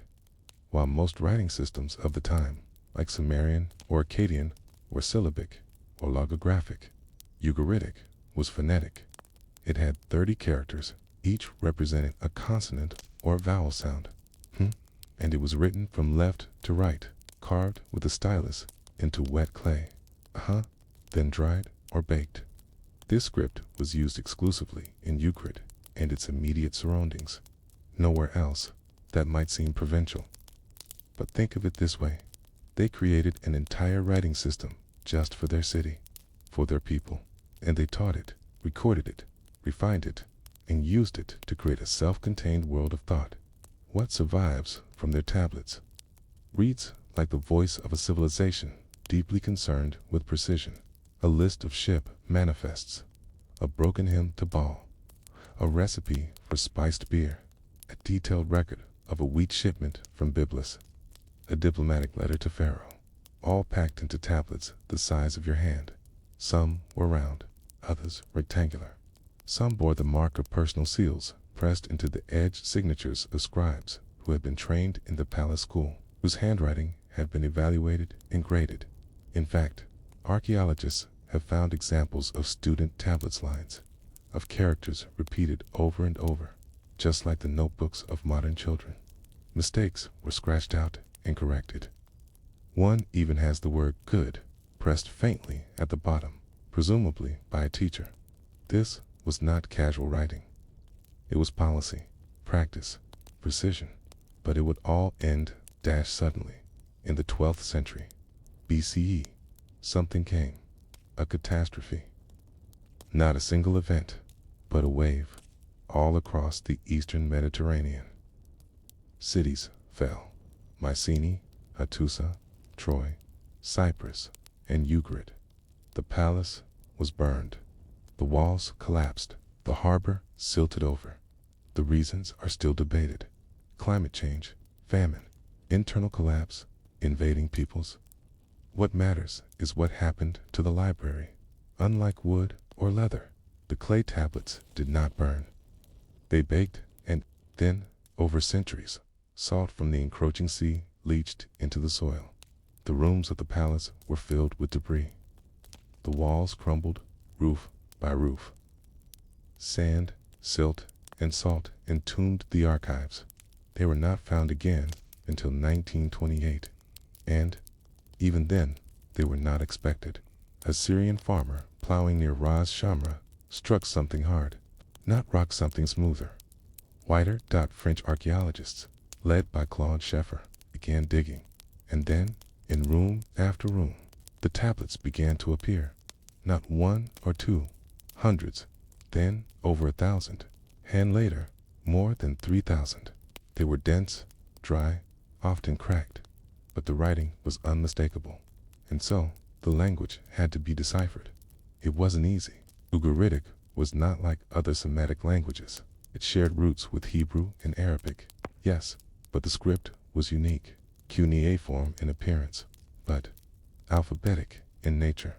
Eventually, by comparing bilingual tablets, Akkadian linguists cracked the code, and what emerged was a library that had survived not just fire and war, but time itself in one hymn. The storm god Baal defeats the god of the sea. Yam. In another, the goddess Anat weeps over the death of her brother and vows vengeance. But nestled among these myths are quieter entries. A court complaint from a merchant whose cargo was shorted. A list of temple donations, mostly goats. Recipe for barley cakes with garlic and coriander. And, in what may be the most oddly moving tablet of all, a letter from a scribe to a fellow archivist in another city. It reads, "May the gods protect your ink in your hands. We have run short of good clay. Our fields are tired. Send word if your sea remains kind." It is a moment of real life, a glimpse into ordinary exhaustion, and that is what makes Ugarit's library so extraordinary. It is not filled with declarations of empire. It is not propaganda or monument. It is paperwork, real, dull, human paperwork, and it is immortal. So the question lingers, why didn't Ugarit survive? Why was a city so careful, so precise, so communicative erased from the pages of history for 3,000 years? The answer may be as boring as the contents of its archives, because it didn't matter enough to anyone at the time. When the great powers shifted, Ugarit was left outside the circle. When fire came, no army came to save it. And the clay tablets, no one came to read them. Not for generations, but they waited, quietly, beneath salt and silence, until the world was ready to listen again. The library of Ugarit was not built by kings. Not truly. It bore no royal proclamations etched in stone, no grand sculptures lining its entrance, no triumphal arch to honor the patron who commissioned it. And yet, it was the most enduring part of the city's memory because it was made by scribes. In today's world, we often imagine ancient scribes as elite scholars, cloaked in mystique. But the script keepers of Ugarit lived lives that were, in many ways, startlingly ordinary. Their brilliance was not in their fame, but in their patience. They were government workers, palace functionaries, quiet bureaucrats bent over damp clay day after day, shaping symbols not for themselves, but for people yet unborn. This section isn't about what they wrote. It's about how they lived, how they trained, how they labored, how they copied tablets until their wrists stiffened, and how, in the end, their work was forgotten, not because it failed, but because it succeeded so well it no longer needed them. Let us step into one of their rooms just before everything ended. There were no bookshelves, no lamps on desks, no sweeping staircases of parchment and ink. Instead, there were benches, simple, flat benches carved from stone or pressed from hardened earth, clay jars in corners, reed styluses stacked carefully beside bowls of water in silence. The archive rooms of Ugarit were not bustling centers of debate. They were storage and workspace, both. And the scribes, though educated and precise, were workers expected to produce results. Each day, they would receive instructions, perhaps from a priest, perhaps from a merchant, perhaps from a minor official. Copy this hymn, record this transaction, transcribe this dream interpretation, summarize this letter for the archive. A scribe did not question the worth of the task. The act of writing itself was the purpose. They were trained from youth, many of them sons of scribes before them. Training began with shapes, triangles, wedges, lines. The Ugaritic alphabet had 30 letters, some nearly identical in appearance. Mistaking a G for a D could turn sacrifice into tax, and that was rarely forgiven. Students copied syllables for weeks. Only when their stylus strokes were consistent, firm, but not deep, crisp, but not hurried, did they graduate to names and titles. Eventually, they were entrusted with ledgers. Then, if they proved skilled, they were invited into the rooms of the palace archive. The elite scribes, perhaps 10 or 12, were allowed to write new records. The rest copied and copied and copied. But their work was not dull to them. In the Ugaritic worldview, to write was to preserve life.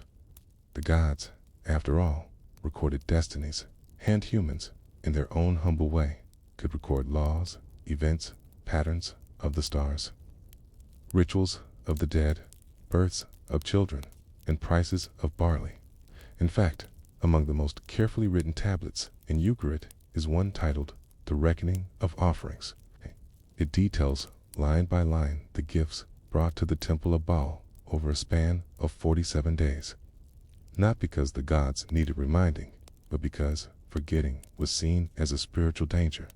If it was not written, it was not real. Some scribes even signed their tablets, not with names, but with seals. A round stamp rolled across the damp clay revealed tiny designs, sometimes a sunburst, sometimes a bull, sometimes a simple triangle of dots. That was their mark. It said, "I wrote this. I did it correctly. It is real." One scribe, known only as Abdiel, left his mark on over 200 tablets found in a single room. He may have died young or very old. No one knows. But his handwriting remained consistent across 2 decades of documentation. His letters never wavered in shape. His seals never cracked. He did not become king, but his work survived kings. The rooms in which they worked were not designed to inspire. They were designed to last. Many had no windows, only narrow slits near the ceiling for air. This kept the rooms cool and dry, ideal for storing clay. Some had shallow pits near the center filled with sand. This is where broken tablets were discarded or used for practice by students. Some walls were lined with niches. Archaeologists originally thought these might be for oil lamps, but traces of tablet clay were found in the indentations. These were primitive shelves designed to hold slabs of text. There was no catalog, no index, but the scribes used string tags tied to tablets with small clay loops labeling the topic or department. One room may have held religious hymns, another diplomatic correspondence, a third legal records, A few tablets were bilingual Ugaritic and Akkadian. These were likely used as translation guides, perhaps for visiting traders or for royal scribes preparing letters to foreign courts. And among these, we find what may be the most chilling discovery of all: a letter, not inscribed formally, but hastily. The clay is uneven, the handwriting irregular, bears no seal. It is addressed simply to the gods of the mountain and the children of the sea, and it reads, "The ships are burned, the sea is dark. We wait for the moon to rise again. The grain is hidden. The doors are closed. If this reaches your hand, remember us. Remember the voice that wrote. Remember this light. It's not signed. There's no name, but it is unmistakably a plea, not a prayer to gods, but to whoever would come later, to us, and here."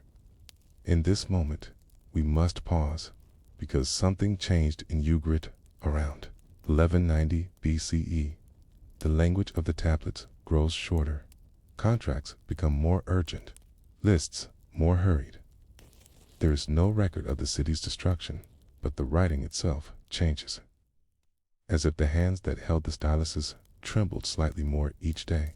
Some records stop midline. Others repeat previous phrases as if copied in confusion. There are fewer seals, and then nothing. No tablets from the final weeks. No record of the fire. No proclamation of a last king. The scribes of Ugarit did not write an ending, and yet the library they built endured. The salt-preserved tablets were found over 3,000 years later, still readable, because while the scribes perished, their intention did not. They wrote not to be remembered, but to remember. They recorded what they knew, believing it might matter, and it did. So, what do we do with that? We, who rely on digital files and streaming, clouds and paperbacks and podcasts, how do we reflect on a people who used clay and sticks and outlasted empires? Perhaps by remembering that permanence is not a function of technology. It is a function of care. The scribes of Ugarit wrote because they believed their world mattered, not the battles, not the dynasties, but the weight of a grain shipment, the proper timing of a festival, the rules of trade, the cycles of dreams. That was their contribution, and that is why they still speak, even now. The fire that ended Ugarit didn't end its words. It's an odd legacy one, preserved not because the scribes planned it, but because of the simplest of geological coincidences: salt and earth. The thick, mineral-rich soil of Ras Shamra sealed many of the archives, where wood would have burned and papyrus would have blackened into oblivion. The clay survived hardening in fire, weathering in salt, and waiting in silence. But as the centuries passed, those hardened messages waded in absolute obscurity. Their meaning, their script, and the language they encoded would all be forgotten by the very civilizations that inherited the land. So how did the voice of Ugarit rise again? This section is not about kings. It is not even really about Ugarit. It is about listeners, linguists, excavators, accidental discoverers across the centuries who heard a whisper in clay and leaned in to understand. Let's begin in the early 20th century with a trench dug by hand in a language no one could read. In 1928, a farmer near the coastal village of Ras Shamra was plowing a field. It was not a special day. There was no omen, no sign, just soil and effort and then stone. He hit a slab, partially buried, smooth but out of place. He dug around it, and more stone followed. He had uncovered part of an old wall.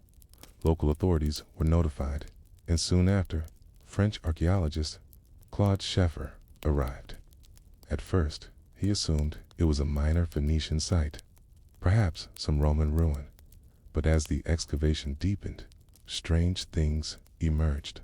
Unfamiliar scripts, no Latin, no Greek. Instead, wedges tight rows of cuneiform, but with patterns no Akkadian speaker could parts. And then they found the tablets. Dozens, then hundreds. Sheffer realized he wasn't digging through Roman foundations. He had found a lost city at first. The writing was mistaken for Akkadian. That was the default assumption in the Near East. Its cuneiform must be Mesopotamian, but something was off. The tablet shapes were wrong. The language was too efficient, too alphabetic, unlike the Akkadian syllabary, which used hundreds of signs. This language used around 30. It wasn't Mesopotamian. It was something older, simpler, and eerily familiar. A group of epigraphers, led by Hans Bauer and Edouard Dorm, began the task of decipherment. They didn't have a Rosetta Stone, but they had patterns, repetition, context clues. Bilingual tablets helped. Proper names helped even more. It took less than 5 years, and suddenly the city spoke. The language was Semitic, but distinct related to Hebrew, Phoenician, and Aramaic. The script was a cuneiform alphabet, written from left to right, with a unique combination of wedge shapes that represented consonants and the content. Astonishing in its ordinariness, they found economic records, inventories of goats, barley shipments, and wool distributions. They found school exercises, line after line of repeated symbols, with occasional corrections in red clay. They found letters between officials, notes from priests, and even fragments of diplomatic communications to Egypt. And yet, within that sea of bureaucracy, something glittered. Literature. Among the tablets were long, poetic text, epic tales of gods and heroes, filled with metaphor and ritual. The Baal cycle was one such text. It told of the storm god Baal, his battles against Yam, the sea, and Mo, death, and his construction of a grand house of cedar and gold. This story was older than Homer, older than the Hebrew Psalms, and yet it had rhythms that felt familiar. Baal's cries echoed with biblical resonance. His house building mirrored early temple traditions. The themes of death and rebirth wove through it like the seasonal rains. Other texts included rituals for summoning the dead, incantations against disease, and hymns invoking divine protection for travelers. These were not stories meant to dazzle. They were stories meant to preserve, to anchor the people of Ugarit to the rhythm of time, to their gods, to their soil. So, how did these whisper to the future? Let's look at writing that the Ugaritic script and alphabet embedded in clay was one of the earliest true alphabets ever discovered. It predated Phoenician writing, yet showed clear signs of being a practical writing system designed for everyday use. This rewrote timelines before Ugarit.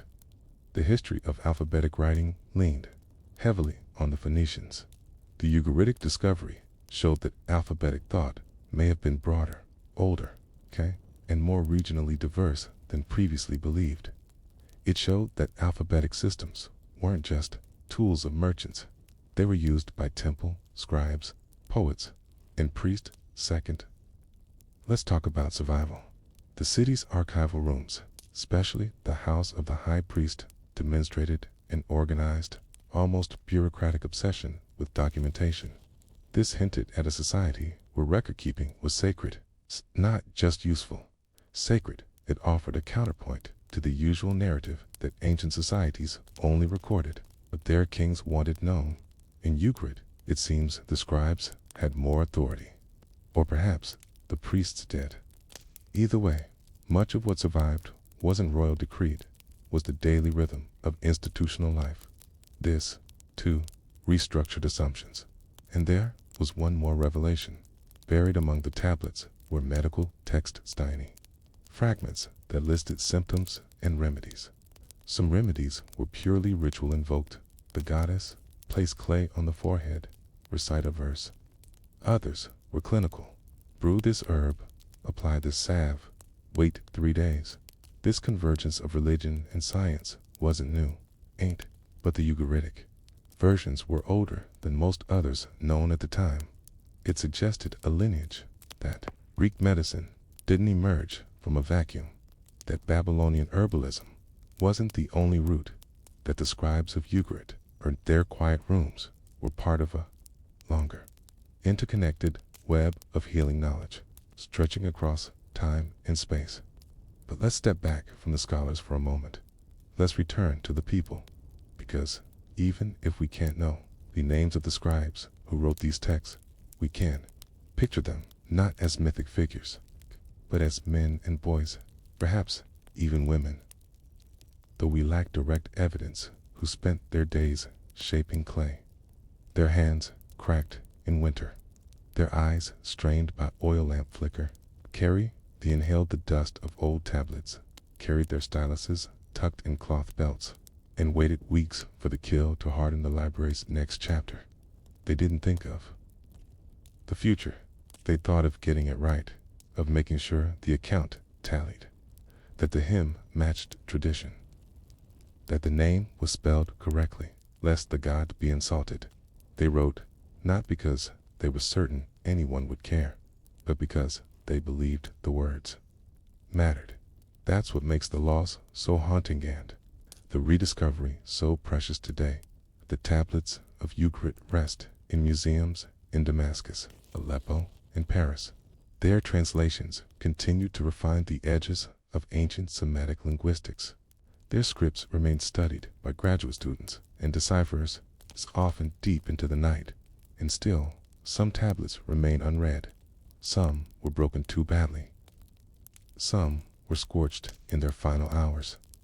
Some use phrases that scholars have yet to match to known language groups, but they wait, as they always have. Perhaps one day another listener will arrive, another mind patient enough to sit beside the tablet and hear the hum beneath its words. And when they do, another voice from Ugarit will rise, not loudly, not triumphantly, but clearly, steady as clay. Long before his bones were interred in royal marble, long before the whispers faded from the corridors of power in Spain and the Holy Roman Empire, Charles V had already made a decision most emperors never made. He would abdicate.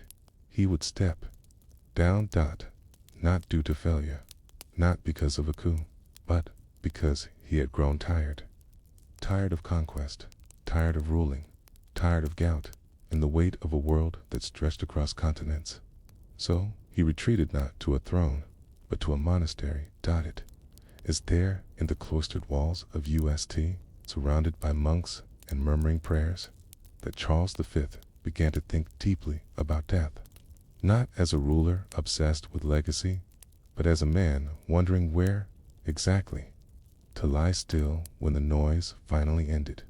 What he designed was not a grand display of power, it was something else, something quieter. It was a crypt, or, to be more accurate, a set of crypts. Some were planned, some half-built, and some never began. And yet, across Spain and the corners of the empire, the stones and sketches of those crypts still whisper. This is the story of those unfinished tombs, not the ones the world visits, polished and curated, but the ones buried in architectural notes, faded blueprints, and sealed chapels beneath layers of dust. The story begins, as many Spanish stories do, with granite. Granite is the language of permanence.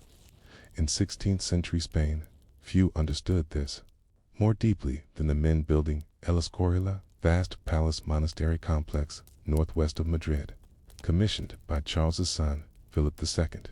It was meant to house a library, a royal residence, a monastery, and the most sacred vault of all, the pantheon of the kings. But Charles never saw El Escorial completed. In fact, when Charles died in 1558, the foundations of the complex were only beginning. His body would rest temporarily, and his burial plans, scattered between old chapels, rough sketches, and royal correspondence, would be debated, edited, and delayed for decades. Yet before Philip picked up the stone and mortar of El Escorial, Charles had already drawn his own lines in silence. In the early 1550s, while retreating from public life, he had quietly commissioned architectural advisors to consider a small burial chapel at the monastery of Yuste. It was not to be elaborate. In fact, Charles requested that it should be small, enough for him to hear Mass from his bed. The monastery itself was modest, no great royal structure, just a hermitage turned residence of a man who had once ruled half the known world. But this is where the curious part begins. The crypt was never finished.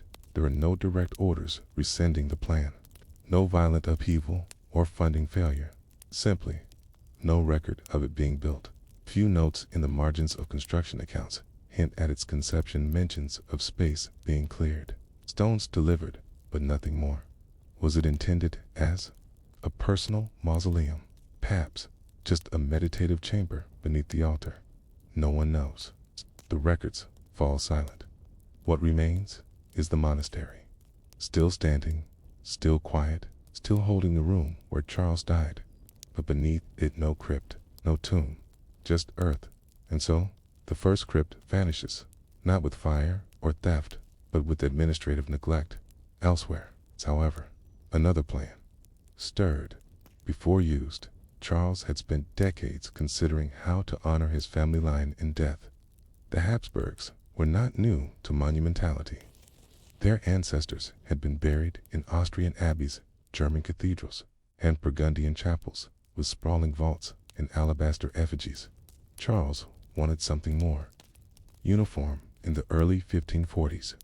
Even while still on the throne, he had tasked court architects with developing a design for a centralized burial site for his dynasty, something worthy of Rome, but rooted in Spanish piety.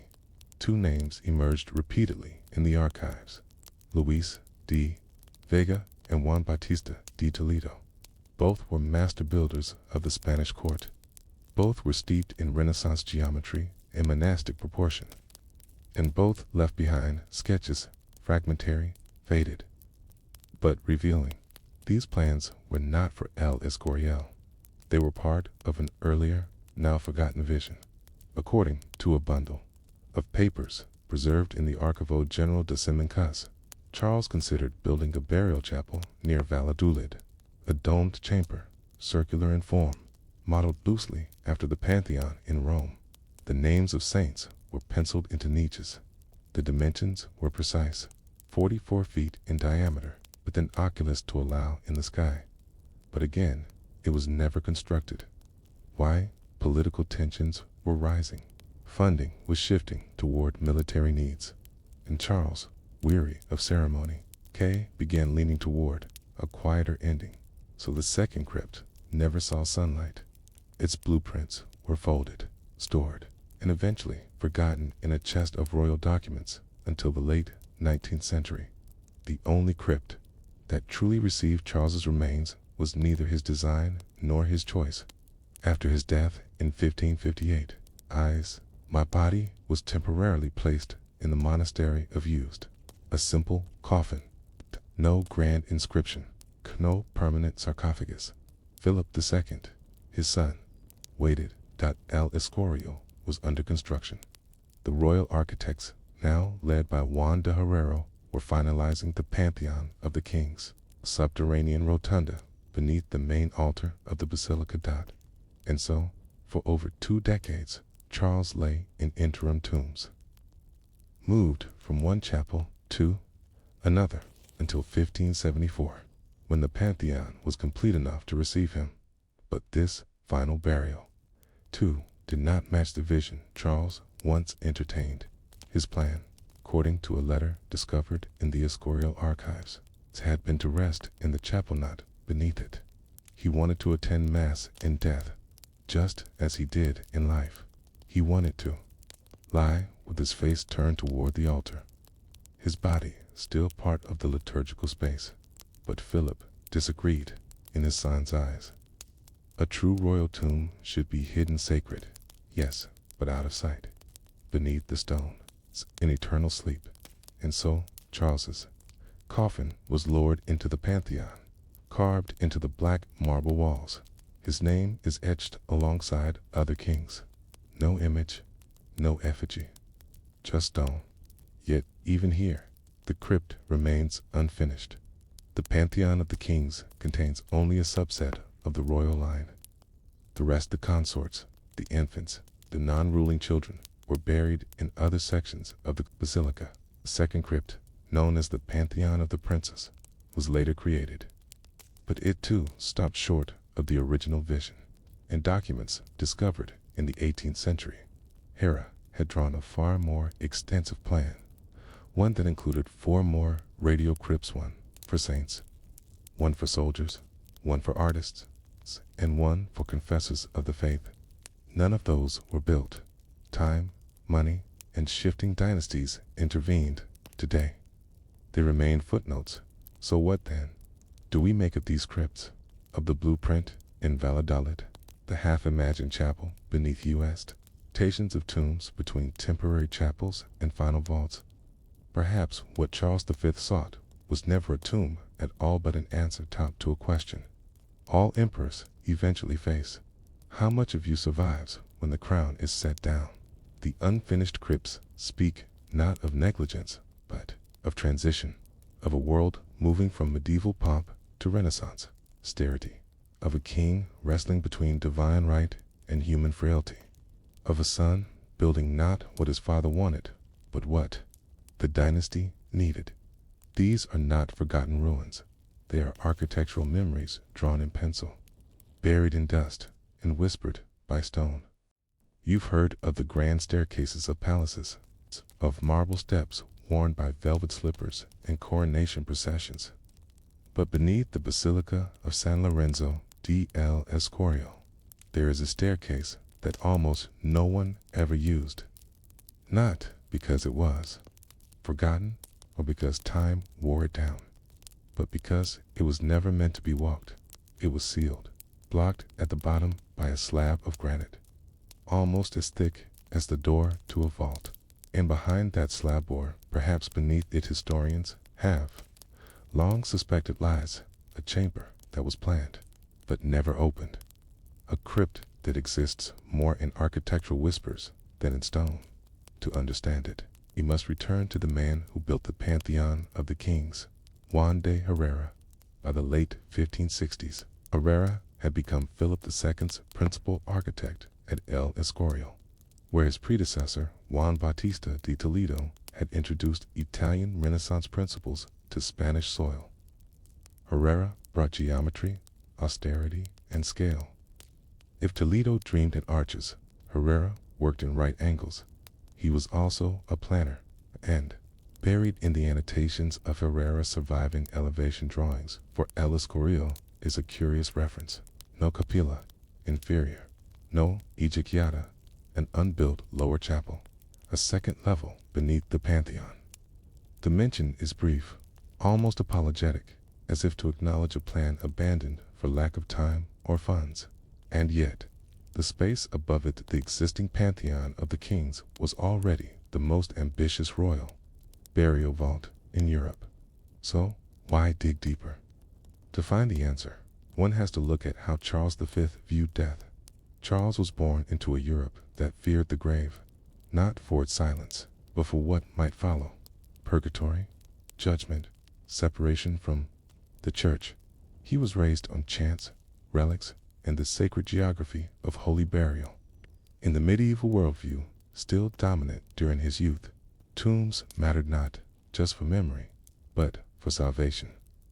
Saints were buried near altars, kings too, if they were pious enough. The closer to the Eucharist, the closer to God. But by the mid-16th century, that theology was evolving. The Council of Trent was redefining the spiritual importance of burial. Protestantism, meanwhile, rejected intercession and relics altogether. And in Spain, a deeply Catholic nation, there emerged a hybrid idea to bury kings in a way that combined liturgical dignity with political humility. That was the ethos behind the Pantheon of the Kings. Circular, silent, and underground. Yet Charles, even in death, desired one more layer. A level beneath the level. A vault beneath the vault. Why? Because while the Pantheon honored his dynasty, Charles wished to lie among monks in life. He had asked to be buried in a monastic setting, a place where the office of the dead would be said daily, where no state trumpets or marble statues stood, only prayers. And so, Herrera planned a stairwell. It was tucked discreetly behind the main altar, descending passage, not much taller than a man, leading to what was labeled Camara Sagrada, Sacred Chamber. No dimensions were given, no walls drawn. Then the line simply ends. Some historians argue the passage was symbolic, meant to be dug. Others believe the chamber was started, then sealed to protect the pantheon above from structural strain. Still others think it was completed, but emptied of purpose after Philip II revised the burial plan.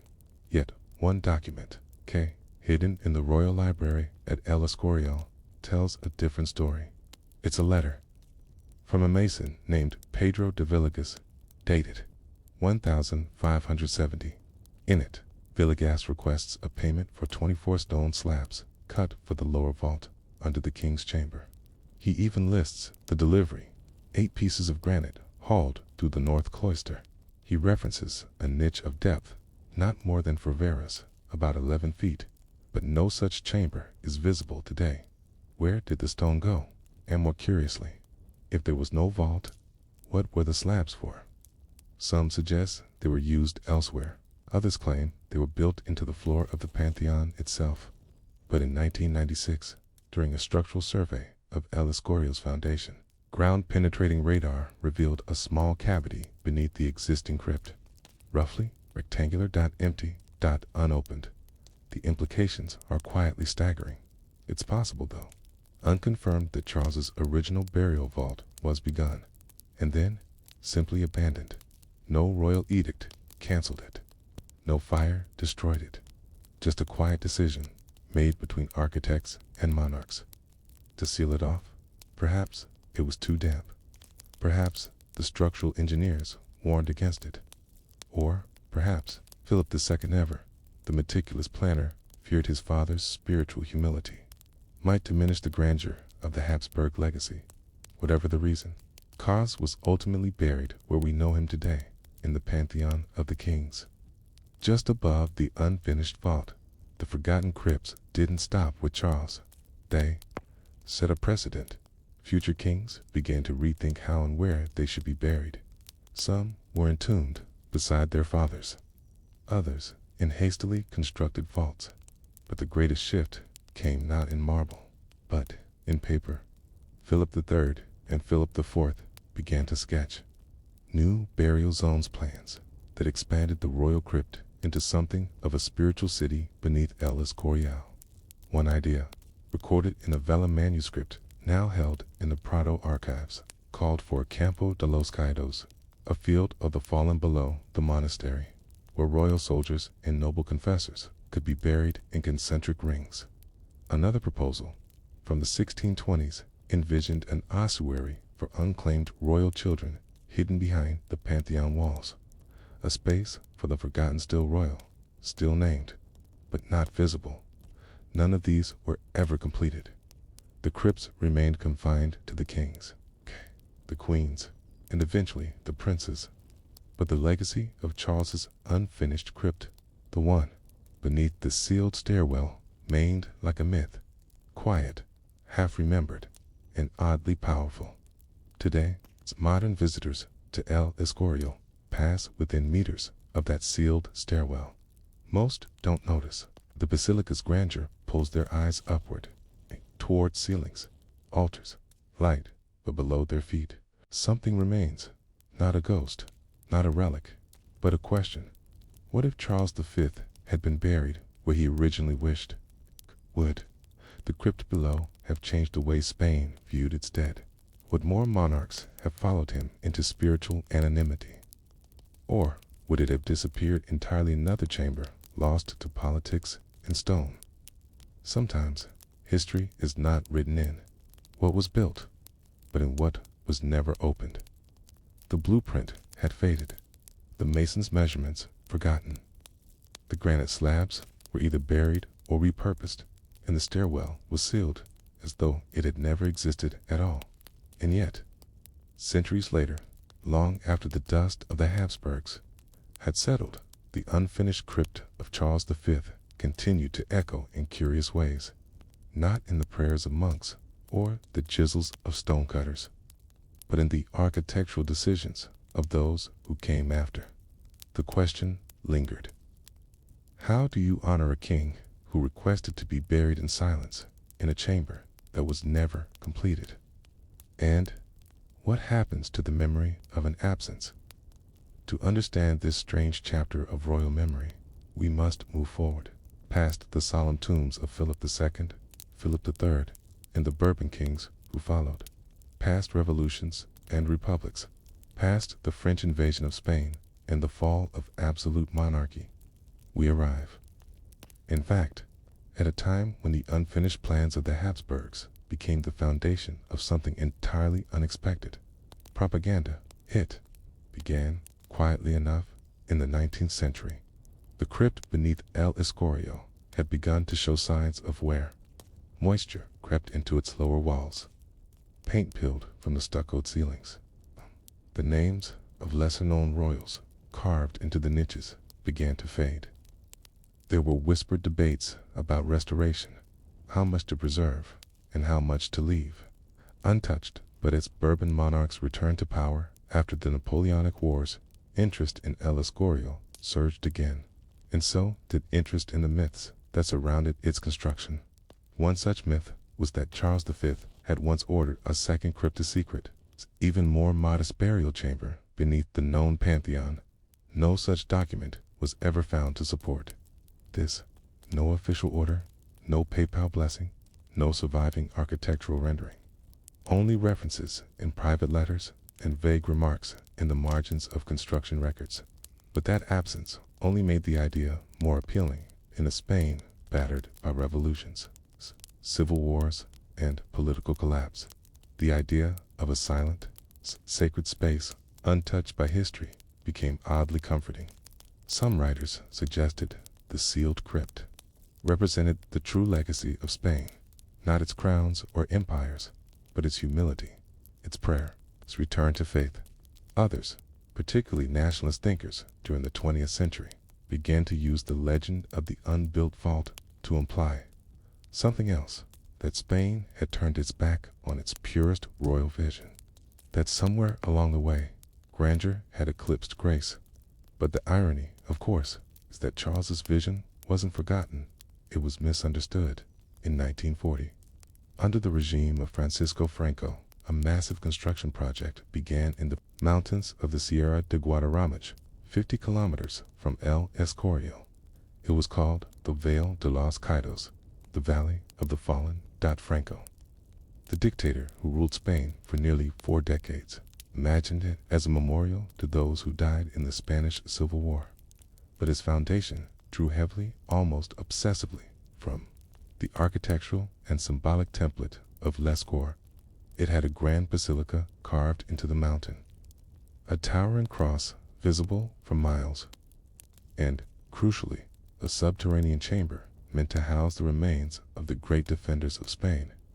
Franco believed he was restoring the spiritual vision of the Spanish monarchy. In reality, he was distorting it. He turned silence into spectacle. He filled the crypt not with monks or prayers, but with military iconography and Francois symbols. He imagined himself as the heir to Philip II, but modeled his tomb not on the pantheon of the kings, but on the unbuilt crypt of Charles V. As if the absence could be made real. But the Valley of the Fallen lacked what made the original crypt sacred, restraint. Charles V had wanted to be forgotten in death. Franco built a monument to ensure he never would be. And so, in a strange twist of history, the most powerful monarch of 16th century Europe was remembered not for what he built, but for what he didn't. The stairs he never walked, the chamber never consecrated, the granite slabs buried in stone, yet the legacy of that decision of planning. A tomb too humble for an emperor did not vanish. Instead, it resurfaced in small, almost invisible ways. In 1985, when the Spanish royal family discussed future burial plans. Some suggested creating a more private space, a retreat from grandeur. Dev was taught quiet. Kitha, hypothetically reopening unused parts of the monastery. Some pointed to that sealed stairwell again, but no monarch has yet chosen it. Today, the crypt at El Escorial is still in use. Its granite niches are nearly full, and while it continues to hold the bones of kings and queens, it also holds a silence that historians cannot fill, a silence made of intention. What, then, do we learn from Charles V's unfinished crypt? That legacy is not always measured in monuments, that blueprints, as even and executed, can shape centuries of thought, and that beneath the most visible centers of power palaces, basilicas, and state tombs, there are often hidden ideas buried in dust, plans no longer pursued, foundations never completed, but whose presence lingers. The historian does not need to prove the chamber existed. Its echo is enough. So if you find yourself walking the long corridors of El Escorial, listen, not to the choir, not to the organ, but to the air beneath your feet, the cool stone under the chapel floor, the passage behind the altar that leads nowhere. It's a sealed entrance that was once meant for a king who did not wish to be remembered. And ask yourself, what might still rest behind that wall? Not bones, not treasure, but perhaps the most delicate inheritance of all, a decision not to be seen, a blueprint buried in dust.